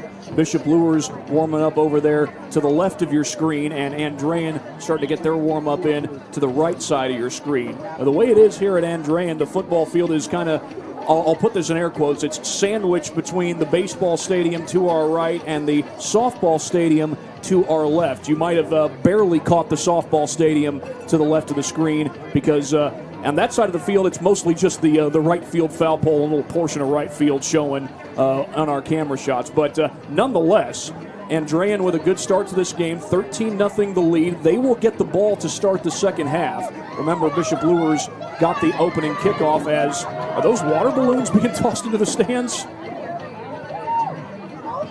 I guess not. Somebody caught it and didn't splash. They look like eggs. I think they're eggs, Thad. Yeah, I think so. You might be right. Plastic eggs. Well, meanwhile, Bishop Luers with a couple of good defensive stands toward the end of that first half, and they're able to keep this a 2-score game. Can they come out of the second half with some of that momentum on defense? Because, again, they got to kick off to start the second half. Now, maybe they pull a rabbit out of their hats. Who knows? We'll see what happens. But as it is, they got to kick off to start the second half. Well, Kyle Lindsey, one of the best at making halftime adjustments. Coming out here in the third quarter, they're going to have to get Tommy Riker in rhythm with his receivers, because the more we have these incomplete passes, the harder it's going to be for Brandon Gaither to get going. And he has been fantastic in this game, picking up right where he left off a week ago against Leo. And you're right, Thad. What a beautiful baseball field, what a beautiful softball field, and both of them are pointing to the northeast as they should. And one thing that's similar between Andrean and East Noble High School out in Kendallville, got a lot of evergreens, in this case surrounding the outfield fence at the baseball field, and a few over there by the softball field. But I think East Noble has a few more evergreens, at least close to the campus, if not on the campus, kind of in between the main campus and Bixler Lake out there in Kendallville. Oh, Thad, they got a brand new Daktronics All-Sport All-Pro scoreboard. I've never seen that setup before, but the brand new video board over there at East Noble and the brand new turf, as maybe you saw on our broadcast yesterday. You would have gotten to see that turf for week 2 of high school football in Northeast Indiana. You'll probably get to see it again next week as East Noble takes on Huntington North in their Week 3 game. That'll be their conference home opener. Now, of course, Bishop Luers, they do have Snyder for their conference home opener, for their conference opener overall, but right now they're trying to make sure that they go into that game with a 1-1 record. Not that they should be looking ahead to Snyder, but they know what's coming up next, and they want to make sure that they have a win going into that game. Yeah, the Snyder game, Thad, getting called in the 4th with about 3 minutes remaining. A player collapsing on the sideline. They brought out the ambulance, and at that point, the game was in hand for East Noble, so they just decided to call it a ball game. Yeah, it's just a shame when a game has to end like that. I mean, unfortunately, we all love athletics. We all love it. We all want kids to get out and play. Unfortunately, there are risks involved with it, and unfortunately, we saw the downside of that last night. Yeah, the junior quarterback, Jaywin Harris, for the Snyder Panthers, getting his first ever varsity touchdown pass. It was a beautiful lob, 18 yards to Jordan Davis for 6. Really like the sophomore safety over there. It's Q Norton, I believe. Let me look that up real quick. But he looked awesome. Q Hunter. Another guy who looked really good is Cole Baumgardner, a sophomore middle linebacker. Kind of has that body type of Landon Fry, Yeah, the linebacker who also played a little bit of tight end. Of course, Landon Fry's down at IU, and he's waiting for the baseball season to start. And until then, he's going to class. Not today, of course, because it's Saturday. Unless they do Saturday classes over there at IU. I'm sure there's some specialized things. Over at Indiana Tech, Thad, no class Wednesday. That's a nice perk. Yeah, it's something that they just instituted this year. So that can be good for athletic teams. That's one of the challenges in college, is to be able to get your whole team together to practice, because kids have different schedules throughout the day because of different classes and majors and things of that nature. So now at the University of St. Francis, under head coach Adam Sherman, he just said, you know what, Tuesday through Thursday, we're just going to practice from 6 to 8 a.m. so we can get all of our guys together. Of course, talking of area athletes, the Notre Dame Fighting Irish take the field against Miami tomorrow, and I did see that former Northside legend Tay Johnson is, I believe, listed as a second-string DB for that game. Now, he's a sophomore. At safety or corner? I believe it was safety, if I'm not mistaken. And I've been hearing good things about Brandon Logan, too, in their preseason camp. But, college football, it's a different world anymore with NIL. It's harder and harder for the high school kids to get those major Division I looks because some coaches they would prefer to go to the transfer portal and bring in something that's more of a sure thing. You're seeing that in football and basketball as well. As the second half is underway from here in Merrillville, Indiana, that will be returned. And good field position it looks like for Andrean as that's returned out across the 30 to the 34. Yeah, a little bit of a shorter kick right there. That was a return by number 11, Tyler Vo. Vo, also the punt returner and wide receiver, has a nice reception in this game. But, yeah, that was a little bit shorter of a kick. I'm not sure if they were trying more of a pooch right there to get it high in the air, but a great return by Vo, showing you his courage going full speed right into the belly of the beast. Talked about East Noble. Their boys soccer team started the season at 4-0. However, they suffered their first loss of the season today at the hands of the Northrop Bruins. I believe that is Brady Ellish back in there at quarterback. Dylan Gore came in on the final drive, and it's Ellish on the keeper. Not much room to work with, and he's bottled up and dropped. I think Quentin Price was in on that tackle, among others. Yeah, and Ellis was expecting to hand that ball off to Ethan Reyna, and not really sure what happened there on the miscommunication here on the Anderson Heating and Air Conditioning replay. Why didn't that fire? Right there, and you can see it kind of was left hanging, and a great job. Was that the freshman? Darius Hawley, among others. The 59ers operate from the pistol. Elish to the sideline, and that's complete. The catch made by Gavin Jones close to the sticks. Looks like he's maybe a yard short. I think that was Migrant who made the tackle. Oh, that was no, that was number 8, excuse me, Noah Nieves. And a great job of collapsing on it by Nieves. But once again, they're feeling like they have to give these guys some extra cushion because of the speed of the 59ers. This is going to be 3rd and 2. Not Mikhail Woodson. He's going to be pressed up on number 17, Grubbs Jr. They hand it off and dropped in the backfield, and that was Migrant. Braden Migrant again, making a name for himself in the Andrean backfield. Dad, we're going to have to take another look at it here on the Anderson Heating and Air Conditioning replay because Braden Migrant smelled blood. And check him out right here as Ellis with the handoff. Migrant nearly meeting the ball carrier at the same time as the handoff. Thinking on that tackle as well was Nick Hawley, number 56, as Ellis will drop into punt formation. Yeah, the Hawley boys can straight up get it done. You got 2 sets of brothers out there. High snap. Elish gets it away. Woodson not anywhere near that, and he's just going to call for everybody to get away. Hey, and that's exactly what you want. If you're the Bishop Luers Knights, come out here in the 3rd quarter and you get the stop. Now, Bishop Luers has the ball with 9:40 remaining in the 3rd quarter. They got a little bit of momentum right here.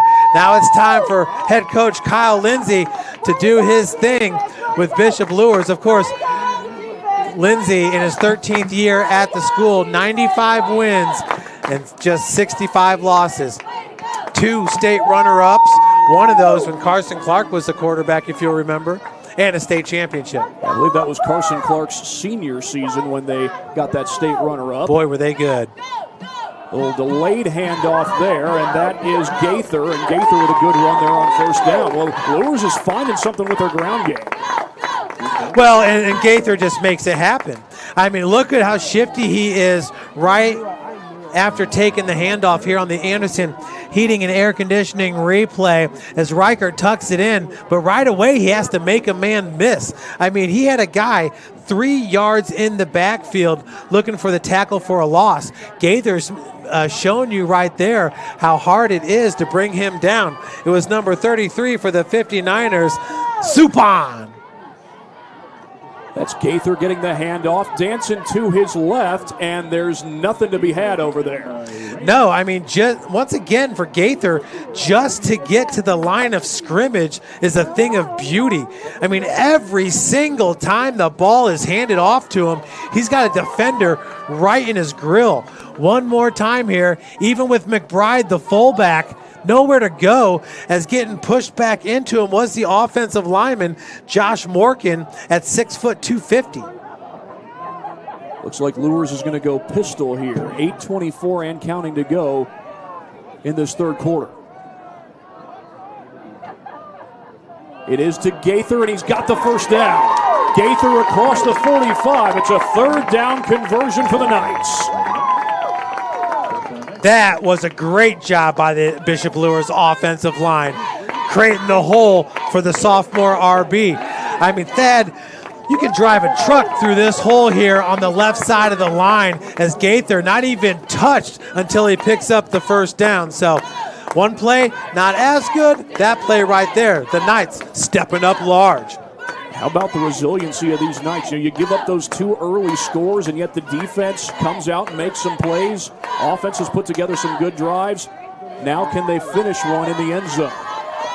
A handoff again to Gaither, and a good run. Looked like they had him contacted at first, but he burst through and turns it into a good game.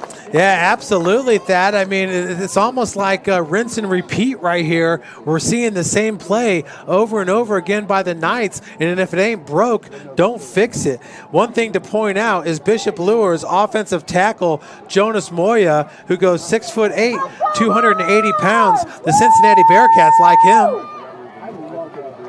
Second down and 5 as it's marked on the scoreboard, although the down marker would show more of a 2nd and 6, but this might be backing the Knights up. Looks like a false start here by the offensive line. Is that what you saw, Thad?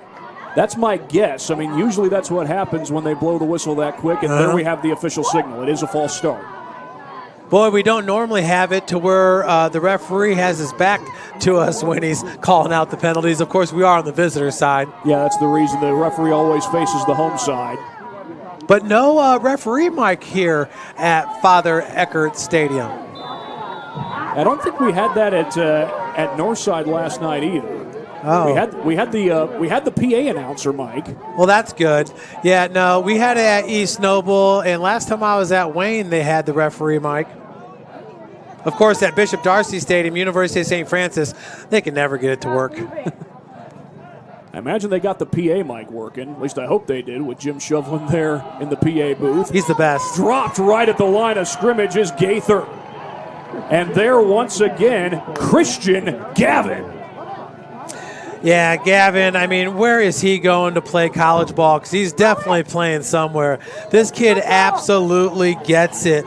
His football IQ is second to none. You see him there from the outside linebacker position, reads it, and I just want to show you guys one more time. When he comes up and hits you, boom.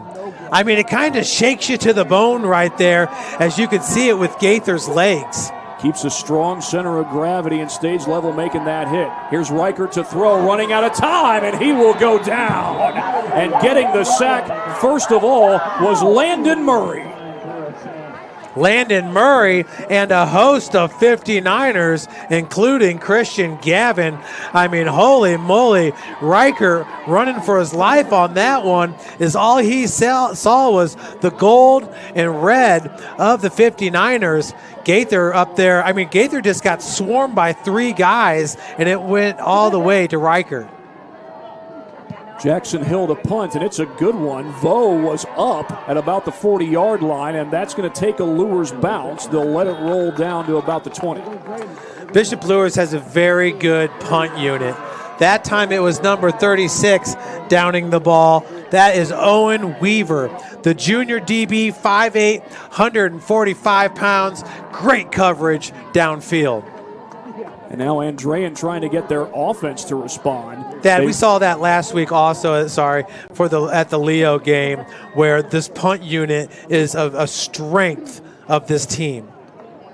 36 5.5 yards was the average for Hill last week. He had 5 punts and 3 inside the 20 with a long of 47. Speaking of Leo, I believe that defense only has 2 returning starters. They've given up a grand total of 13 points in 2 weeks of football. Now, granted, they haven't gotten to the meat of the NE8 yet, but a great start for that defense as Elish will keep it.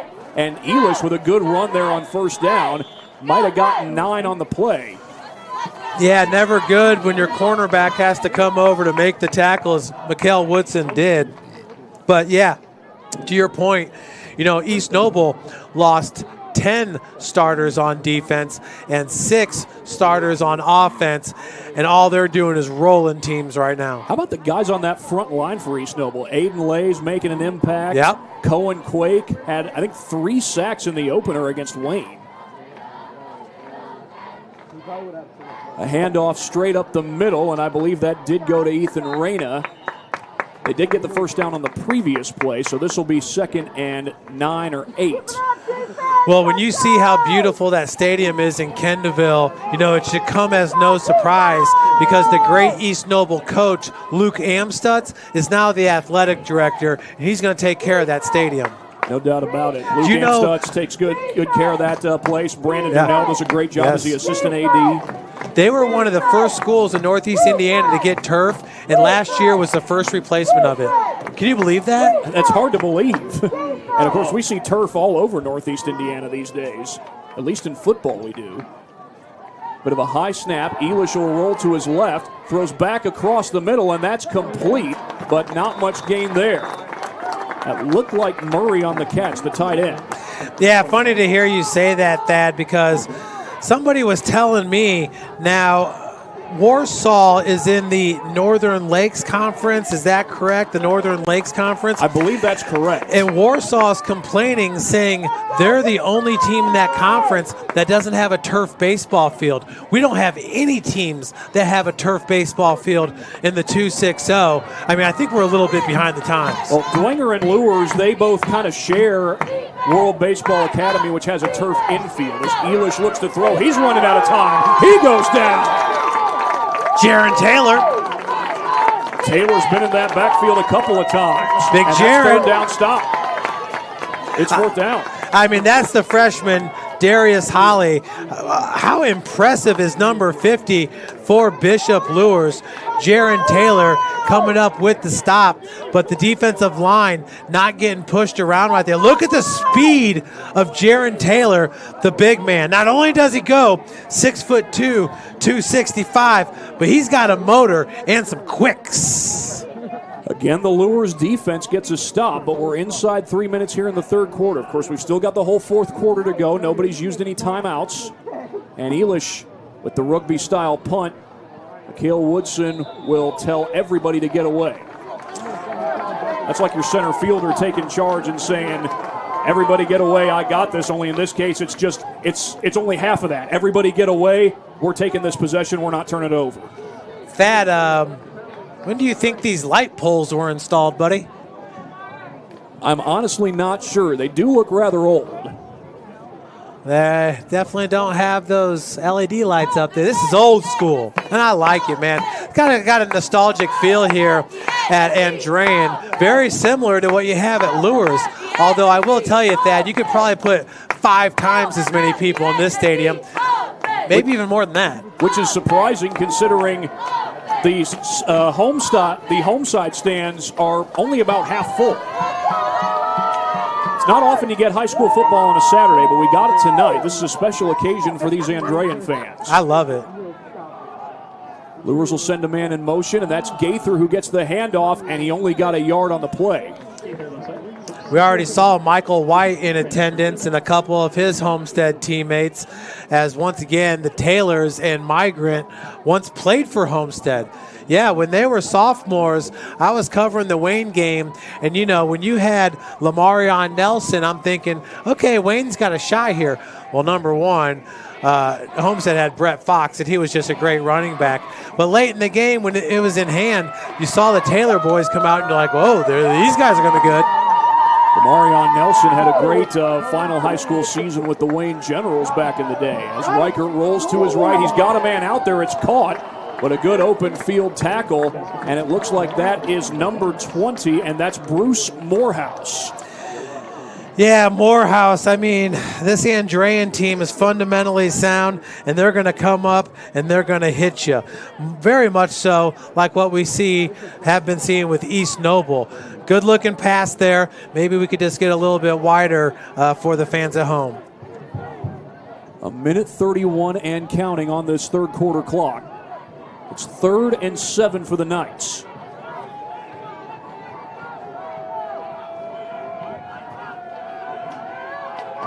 Reichert out of the gun. 4-man rush. Reichert downfield. Man's there. It's Woodson. Did he come down in bounds? No, he's out of bounds. It was close. And didn't see a signal from the officials, but it looks like they are calling him down out of bounds, incomplete. Yeah, it didn't really look that close to me. I thought he was at least a yard out of bounds. I mean, Tommy keeps going over to the sideline here, but we've had a couple balls that really were not catchable. Can we get the replay up there? There we go. One more time on the Anderson Heating and Air Conditioning replay. He had Woodson. Oh, sorry, we didn't catch up to that one, folks. Sorry about that. Jackson Hill got hit after the punt. Thought I saw a flag fly in, but it looked like it came in before he got hit. The punt's going to be down inside the 5. The flag is over there by the Andrean sideline. And you're right, that's the second time. Right now the ball's down inside the Andrean 5 with 1:02 to go on the clock. Well, the beauty of that possession is even though it doesn't result in points, and Luers does need points. That's not to understate that. However, they do pin Andrean deep in their own territory with that punt.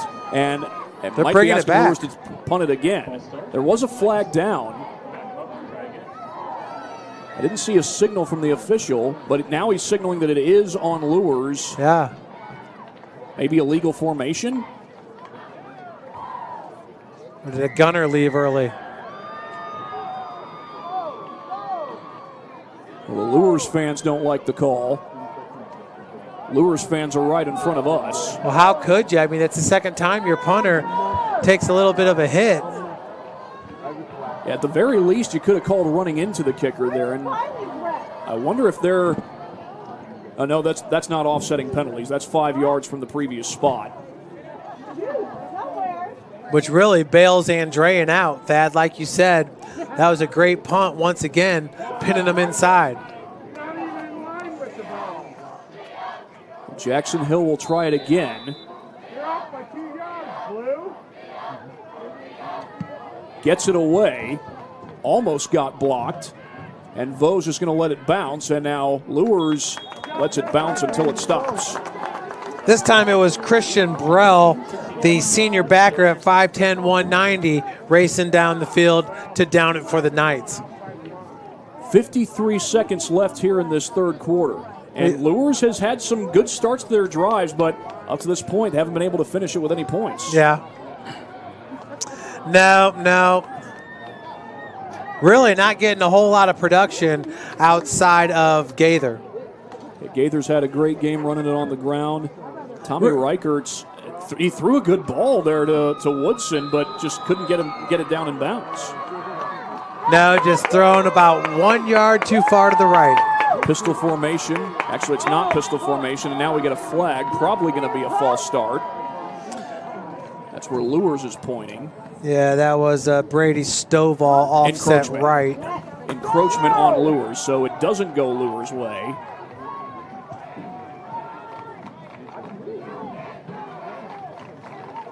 Usually if it's offsides, they let the play go, but if it's encroachment, they'll stop it dead. 1st and 5 after the penalty.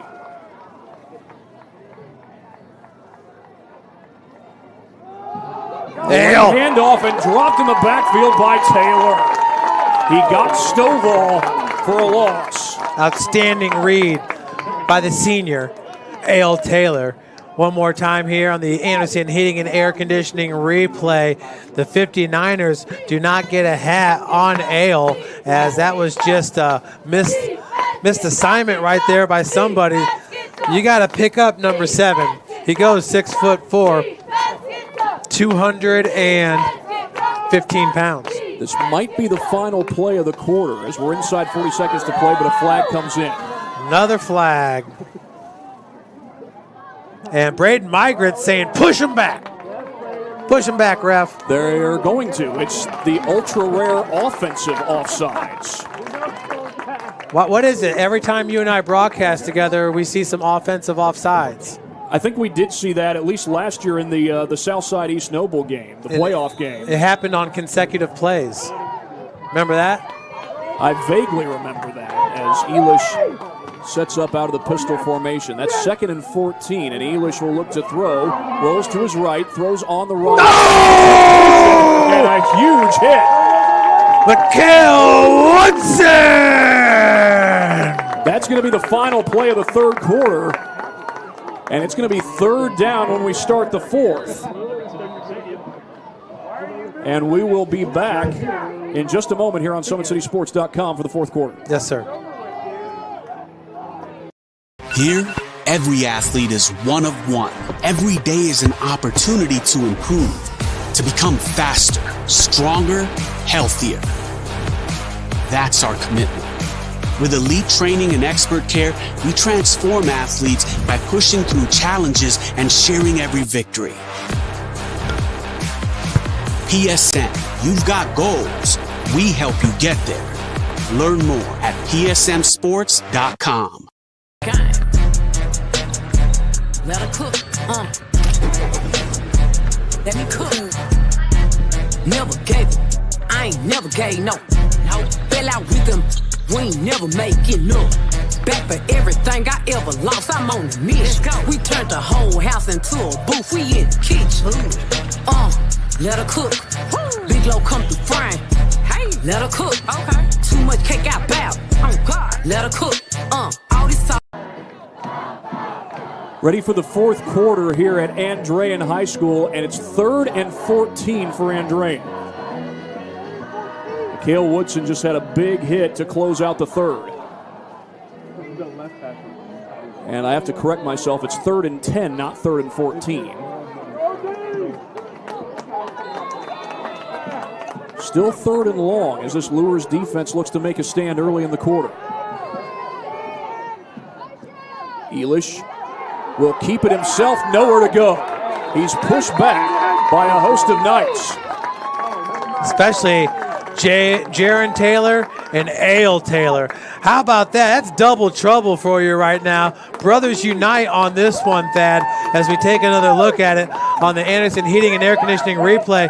Hey, I know a unit that has come to play here in the second half, and that's the defensive unit for the Bishop Luers Knights, as you see Ale once again defeating the block of Novak, the Division I offensive guard.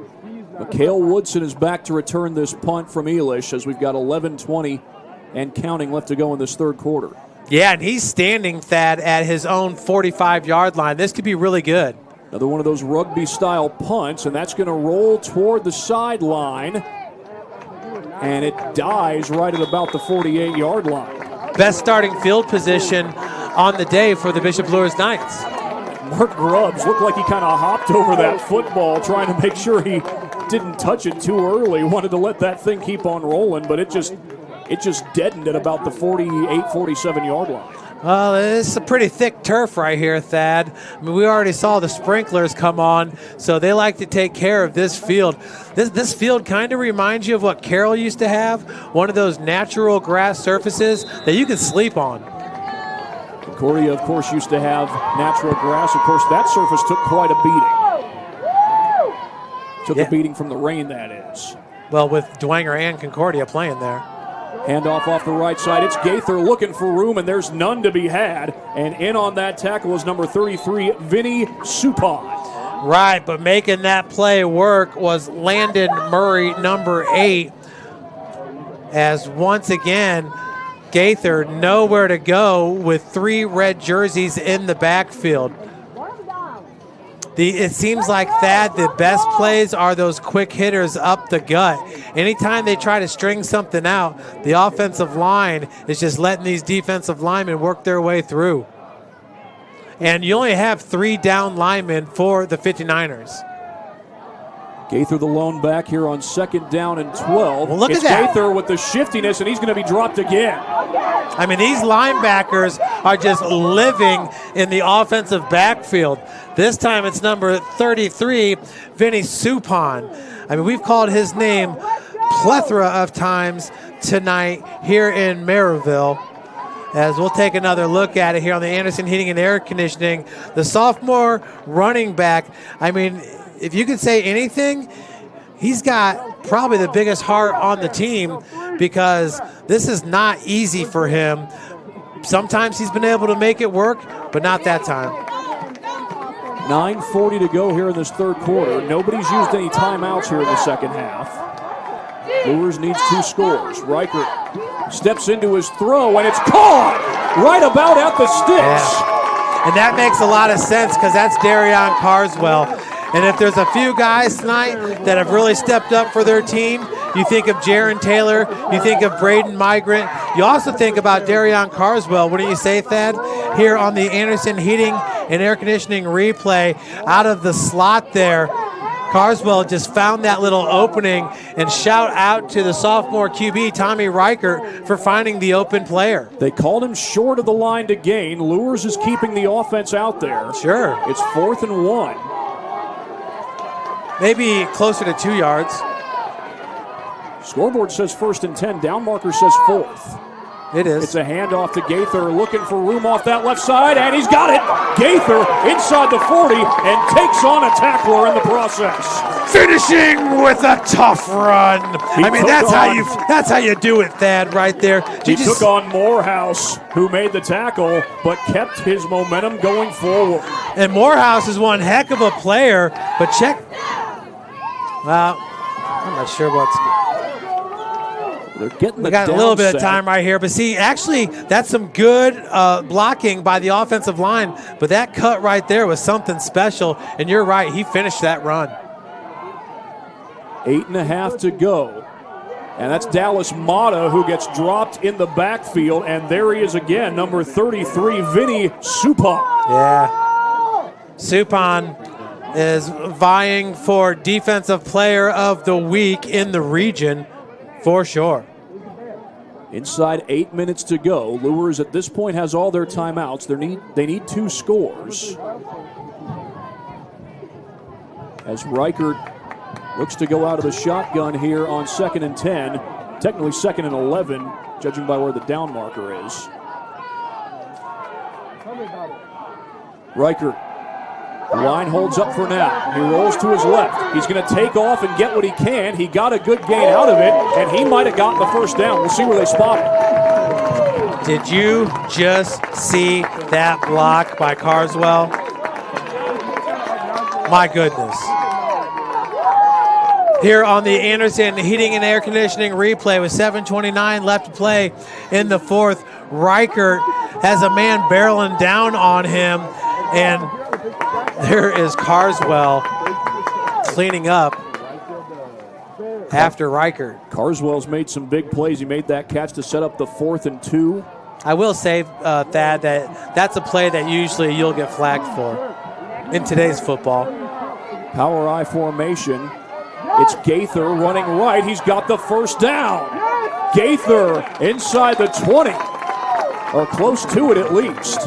Great blocking there. Josh Morgan in there along with the right side of the offensive line. I mean, that's some of the best space that Gaither has had all night long. As you see the fullback, McBride, once again going the opposite direction of him. Morgan was locked in. Also was number 75, Mayante Williams. They've reset the chain, so the clock is running. Right now, Gaither's the lone back here on 1st and 10. He'll get the call. Gaither running to his right, but pursued and dropped. And that might have been Suppan in on the tackle again. Yeah, and that time, Moya, number 66, I mean, he had a strong punch off the hike, but then I think it was number 10 that just blows right past him. Let's see if we can see it again here. That would be Rayner. But there's the right tackle, and there's the good first push. And I think it was just Rayner scraping off that block by Moya to the defensive end. Shotgun formation with 6:19 to go in this fourth quarter. Reichert to the end zone. Behind his man, and that is picked off. And I think that was Gavin Jones who picked it off. No, that was a quarterback. You're right, Elish. Yep. Brady Elish.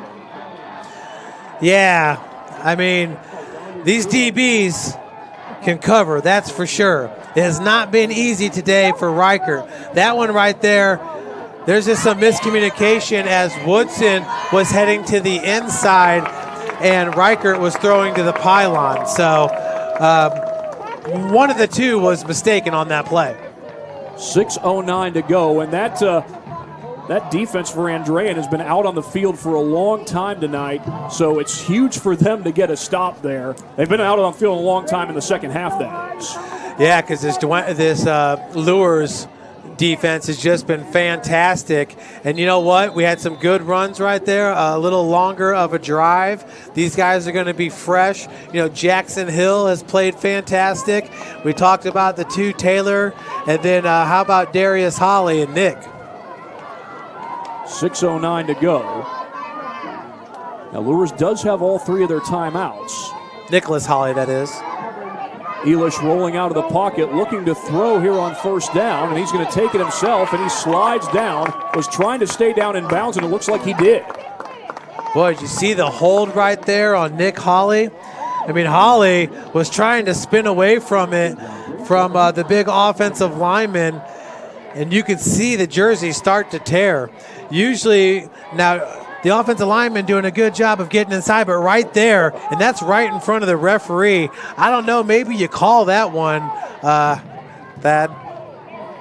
Yeah, if you got a hold of the jersey and the ref sees it, I would think you would call it. I felt like the O-lineman held on just a smidge too long, and that is number 75, Michael McCauley. Up the middle they go. That's Reyna. And Reyna picks his way forward for a decent gain. It's going to be third down. Yeah, but won't be a first down. And once again, check Nick Stovall, Brady Stovall. Yeah, Nick Holly in on the stop. Well, this is what Andrean wants. They want to milk this clock down, and they've milked it down under 5 minutes. Luers still has 3 timeouts.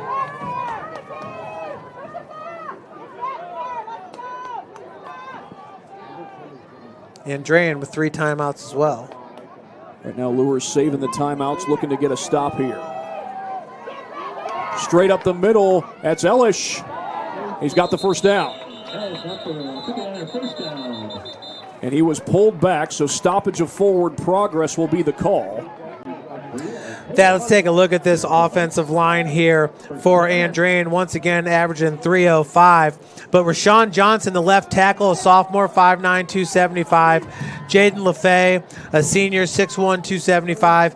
Magnus Servison, the center, 6'3", 310. Ben Novak, 6'6", 325. And Mike McCauley, 6'4", 340. The one right there working against Holly. Since we're talking about high school athletes, that's a big O-line. Fake the handoff, and it's Elish taking things into his own hands as he tries to play the closer role. He picks up about 3. Well, I've been broadcasting games for 15 years. In high school, I've never seen a line that big. You really don't even see them that big, in NAIA football and D3 football either. NCAA, you might start to see them get that big, or at least closer to that size. But yeah, for high school and NAIA ball, you're probably not looking at that quite big of athletes on your O-line. 3:35 and counting here in the fourth. Time running out on Luers. And again, Luers has all their timeouts. 2-score game. The handoff does go to Reyna, and Reyna turns it upfield. He did not get the first down. It's going to be third down and looks like 2. And still the clock ticking away. But yeah, Andrean, they sure do have some good size all the way around with this team. They don't look like a 2A school, not even close. Both these teams 2A, and this is where Chris Berman would say tick, tick, tick, tick, tick, tick, tick, tick, tick. For Andrean, that's a good thing. For Luers, not so. Well, Luers actually 3A via the success factor. You're right, 3A this year. Second year in a row. In motion goes Stetson Sullivan, and we're going to get a flag. Timeout taken by Andrean. So my guess is Chris Skinner just didn't like the formation his team was in. Maybe we do a couple of those readers again. Of course, we have so many great sponsors that give us the financial support. Today's broadcast is brought to you by SummitCitySports.com. Follow us on X at 260 Sports. Like our Facebook page, Summit City Sports. And be sure to subscribe to the YouTube channel. Tom Steel Tire has been servicing the Fort Wayne area for over 40 years. They'll help you find the perfect tire for your vehicle and other auto repair services. At Ottenweiler Contracting, we invest in our customers by providing peace of mind during the entire process from bid to build. Visit OttenweilerContracting.com. Summit Volleyball trains and builds the highest quality volleyball players in the area. From ages 5 to 18, jump on board. Together we can reach the summit. Jolly Law Firm is the area's best criminal defense firm, helping defend the accused from the government. Whether you're facing an OWI or any other criminal accusation, Jolly Law Firm is the answer. And of course, talking about Summit Volleyball, of course, Fort Wayne's also home to Always 100 basketball. I happened to see Nard Hollins at Northside's game against New Haven last night. Nard is a Northside grad, for those of you who didn't know that. It's a keeper by Ellish. Turns it upfield, and he did not get there. And that was Migrant who got the stop at the line of scrimmage. And it looks like Luers might have just taken their first time out with 2.5 to go. Yeah, Migrant there pursuing from the backside. A great read by the senior backer. Having a great game as we'll take one more look here on the Anderson Heating and Air Conditioning replay. And folks, we are posting some of these replays on Facebook and Twitter. I know Thad will be posting more later on. And folks, if you do like the broadcast, you enjoy watching them, and you enjoy the highlights, we have lost a few sponsors this year, as you know, with inflation and stuff, it hasn't really gotten easier on some of the small businesses. But if you folks would, if you can, please consider maybe a Patreon, going to the Summit City Sports Patreon and being a monthly supporter, like $5, $1. I mean, whatever you guys can do, or a one-time donation would certainly help. Because Thad, last year we were about 650 live high school broadcasts. We do not have the money to do that this year, and I would hate to take a step backwards. Absolutely, we would all hate to have to take a step backwards in that regard, as it will be a punt for these 59ers. Mikhail Woodson is back to return the Elish punt. Elish doing just about everything tonight. That ball's going to roll to the sideline and go out of bounds right at about the 26-yard line. Well, this is an interesting situation for Bishop Luers because they're down 2 scores. They have 2 timeouts, but they've only got 2:21 on the clock. You see Coach Lindsay out there talking with the sophomore QB, Tommy Reichert, talking about what he's seeing and what could possibly work. Because Thad, with 2:21 on the clock and you're down by 2 scores, you got to get in the end zone lickety-split. Yeah, Luers has been able to run the ball extremely well, but it's going to be awful hard to lean on Brandon Gaither with 2:21 to go in a 2-score game. 1-score game, you probably have a little more leeway. Reichert, 4-man rush. Reichert flushed to the sideline. That's complete. And I believe that's Carswell who makes the catch over there on the sideline. But most importantly, no, did he get out of bounds? Yes, he did. Clock is stopped at 2:14. And you saw Reichert being able to stand in against the pressure, had to improvise and roll out of the pocket. Yeah, we had a gain of about 6 yards on the play right there. So once again, Carswell stepping up for the sophomore QB. You look at it, you got man-to-man coverage, so you got a single safety up top, trips on the bottom of your screen. I believe that's Matt Custy in coverage to the near side. This is Gaither who gets the handoff, and he's dropped. Maybe got a couple of yards on the play. Yeah, and I really feel like they had the numbers there on the bottom of your screen, Thad. because you got the two DBs. And that's a freshman lined up covering Javins. Nate Javins. He's covered by Matt Custy. I think there's... Reichert to throw. Goes to the sideline. Was that caught? It was. No way. I think that's Carswell. Yeah, that's Carswell again. Darion Carswell pulling it in, and looks like he got out of bounds in the process.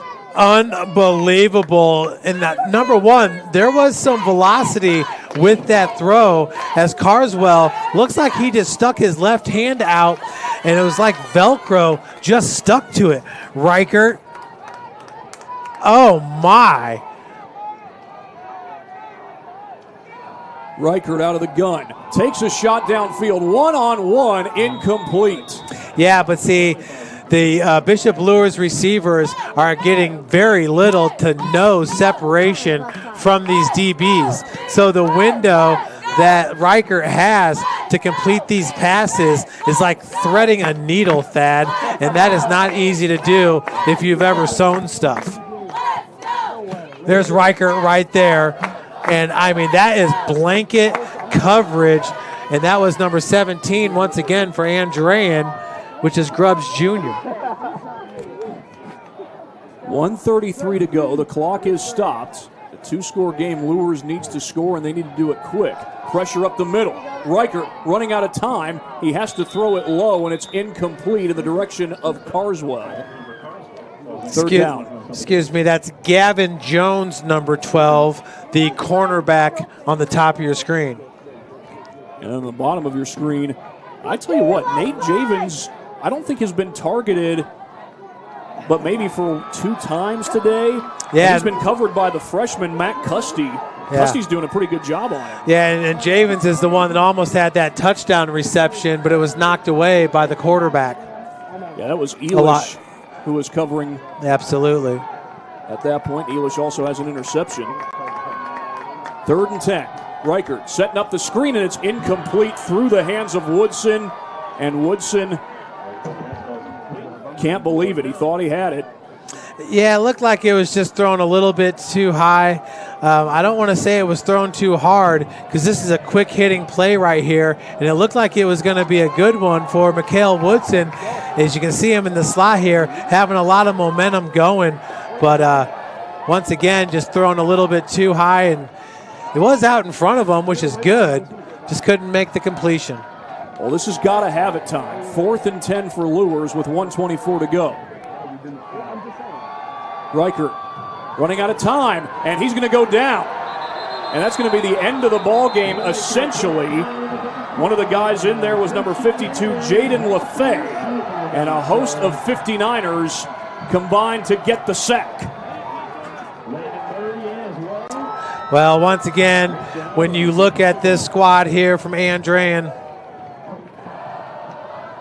you have 5 seniors starting on offense, 2 of those on the offensive line.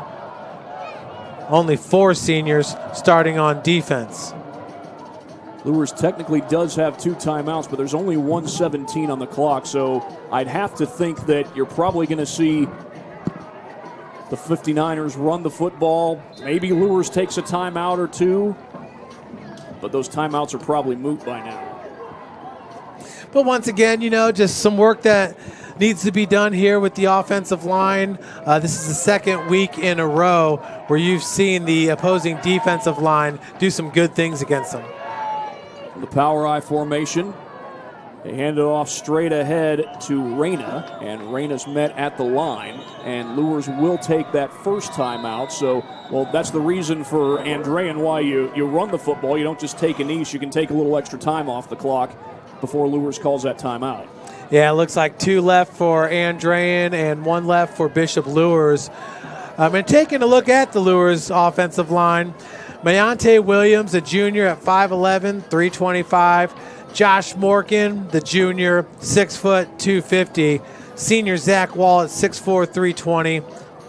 Senior Quentin Price, 6'2", 275. And the senior Jonas Moya at 6'8", 280. So actually, when you look at the starters, it's Luers that has the more experienced or more senior starters. So I was wrong on that one. Andrean will play Kankakee Valley on Friday. I believe that'll be their conference home opener. They haven't played a conference game yet. But Kankakee Valley, and yes, that will be the conference opener for Andrean. Luers has their conference opener as well against the Snyder Panthers, and that's two teams looking to get the ship going in the right direction. Yeah, who'd have thought Snyder 0-2 and Luers 0-2? Yeah, I think a lot of us knew that Snyder was going to get a good battle against East Noble, and they got more of a battle than they wanted. But that Warsaw team came in there, fought till the end, and ended up knocking off Snyder in Spooler Stadium. That Warsaw team that had to replace their whole offensive line from a year ago and was starting their backup quarterback and fumbled on their very first 2 plays on offense, giving basically Snyder 10 points. And then Warsaw capitalizes off a turnover for their first touchdown of the game, as I recall, or it's either first or second. Yeah, it was one that made it 12-10. But now we've got 1:02 left to go, and Luers has taken their third and final timeout. So, well, technically for Andrean, you could take a knee here on this play. Luers can't stop the clock, but then you'll have to run another play with about 21 seconds left, which you can probably afford to do in a 2-score game. Yeah, 25 seconds on the. We had this same situation today at the University of St. Francis. Of course, 40 seconds on the play clock, but there was 47 seconds on the game clock. They run that down to 7 seconds. Then the quarterback takes the hike and sprints out to the right and just chucks it out of bounds, leaving 3 seconds on the clock. It's like you would think you would just kind of want to run around and then eventually slide. Yeah, slide with zeros on the clock. But yeah, he just threw it out of bounds and stopped the clock. Of course, the Hail Mary attempt for St. Francis did not work. 3rd and 8 with 1:02 to go. Elish will hand that one off to Stovall, and Stovall's going to be dropped in the backfield, so it's a negative play for this Luers defense. Clock will continue to run. Luers is out. Clock's still showing that they have 1 timeout left. I thought they just took their last timeout. I feel like the Luers defensive line doing a great job tonight. And with Andrean, it's one of those things where you kind of wonder if maybe they took their foot off the gas pedal a little bit as to not show too much in the game film. Looking at this team. There's about 13 seconds differential between game clock and play clock, so Andrean's probably going to run it down and call their final timeout, and there is the timeout from head coach Chris Skinner. Yeah, so Andrean's going to open up conference play here at Father Eckert Stadium September 5th. That's against Kankakee Valley. Then they're going to go at Munster, host Hobart, at Highland, at Angola, which is interesting, hosting Hanover Central, and at Lowell. Angola, they opened up the season with a 14-6 win against DeKalb. That's looking like a really good win now, seeing how DeKalb just beat Garrett 28-7 in the rivalry game. And then against a tough Leo team that beat the Bishop Luers Knights, it was Leo winning it 21-6 against Angola. So you got to give the advantage to Andrean in that matchup.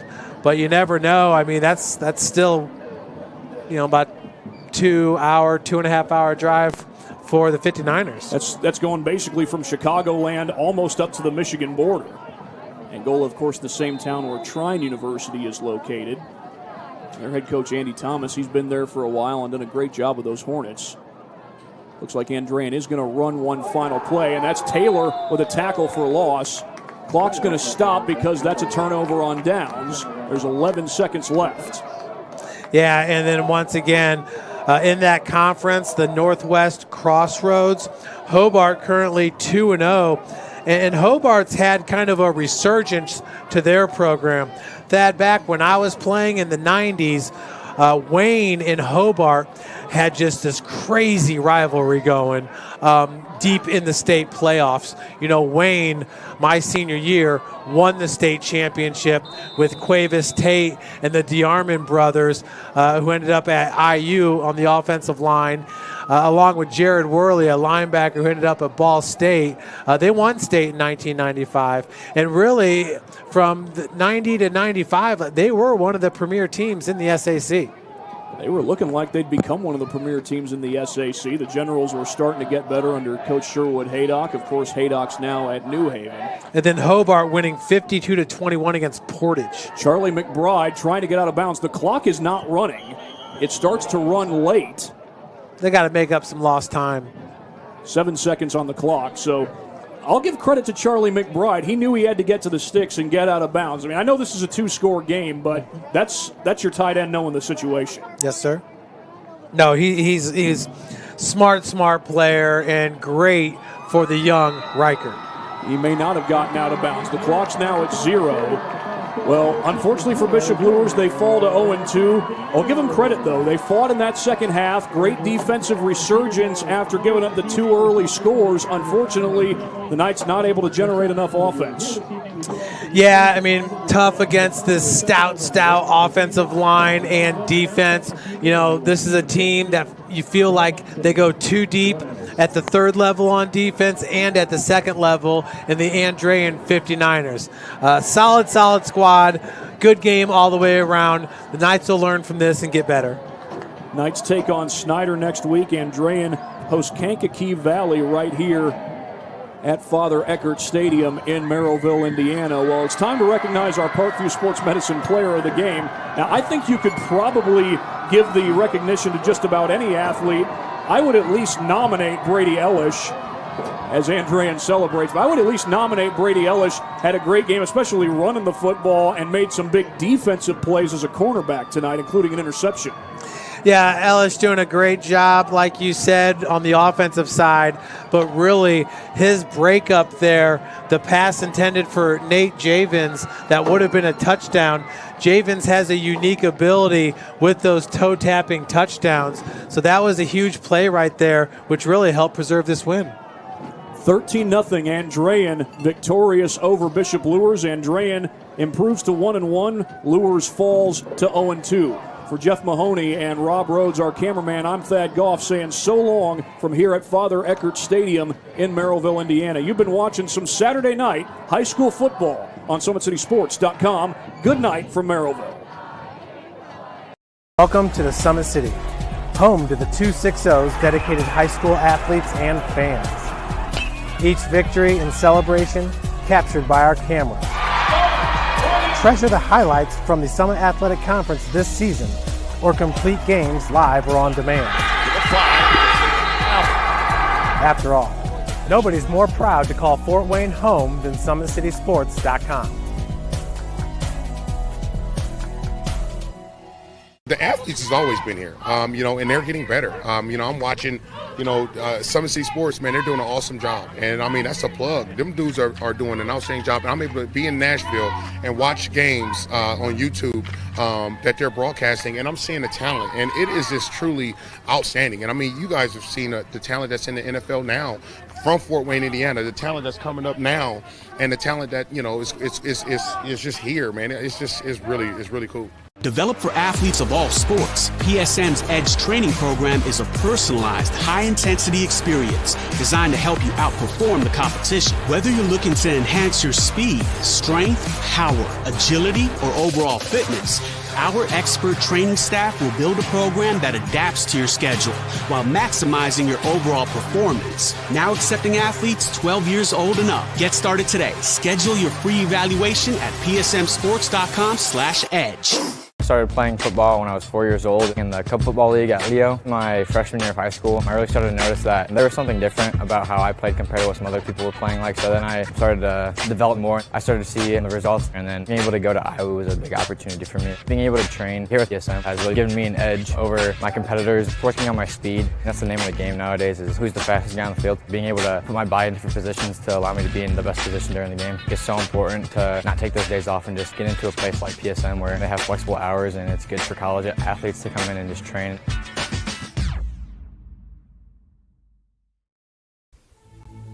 Anderson Heating and Air, locally owned and operated with over 50 years of experience. Call us today and get a free quote on a brand new furnace and AC, financed and available. Don't wait. Call us today and sign up for a maintenance agreement and stay cool. Our maintenance agreements will ensure that you're first in line if you have an emergency, and we'll send one of our service techs out for cleanings twice a year. Call us at 557-0958 or request an appointment on our website. Call Anderson Heating and Air, where your emergency is our emergency.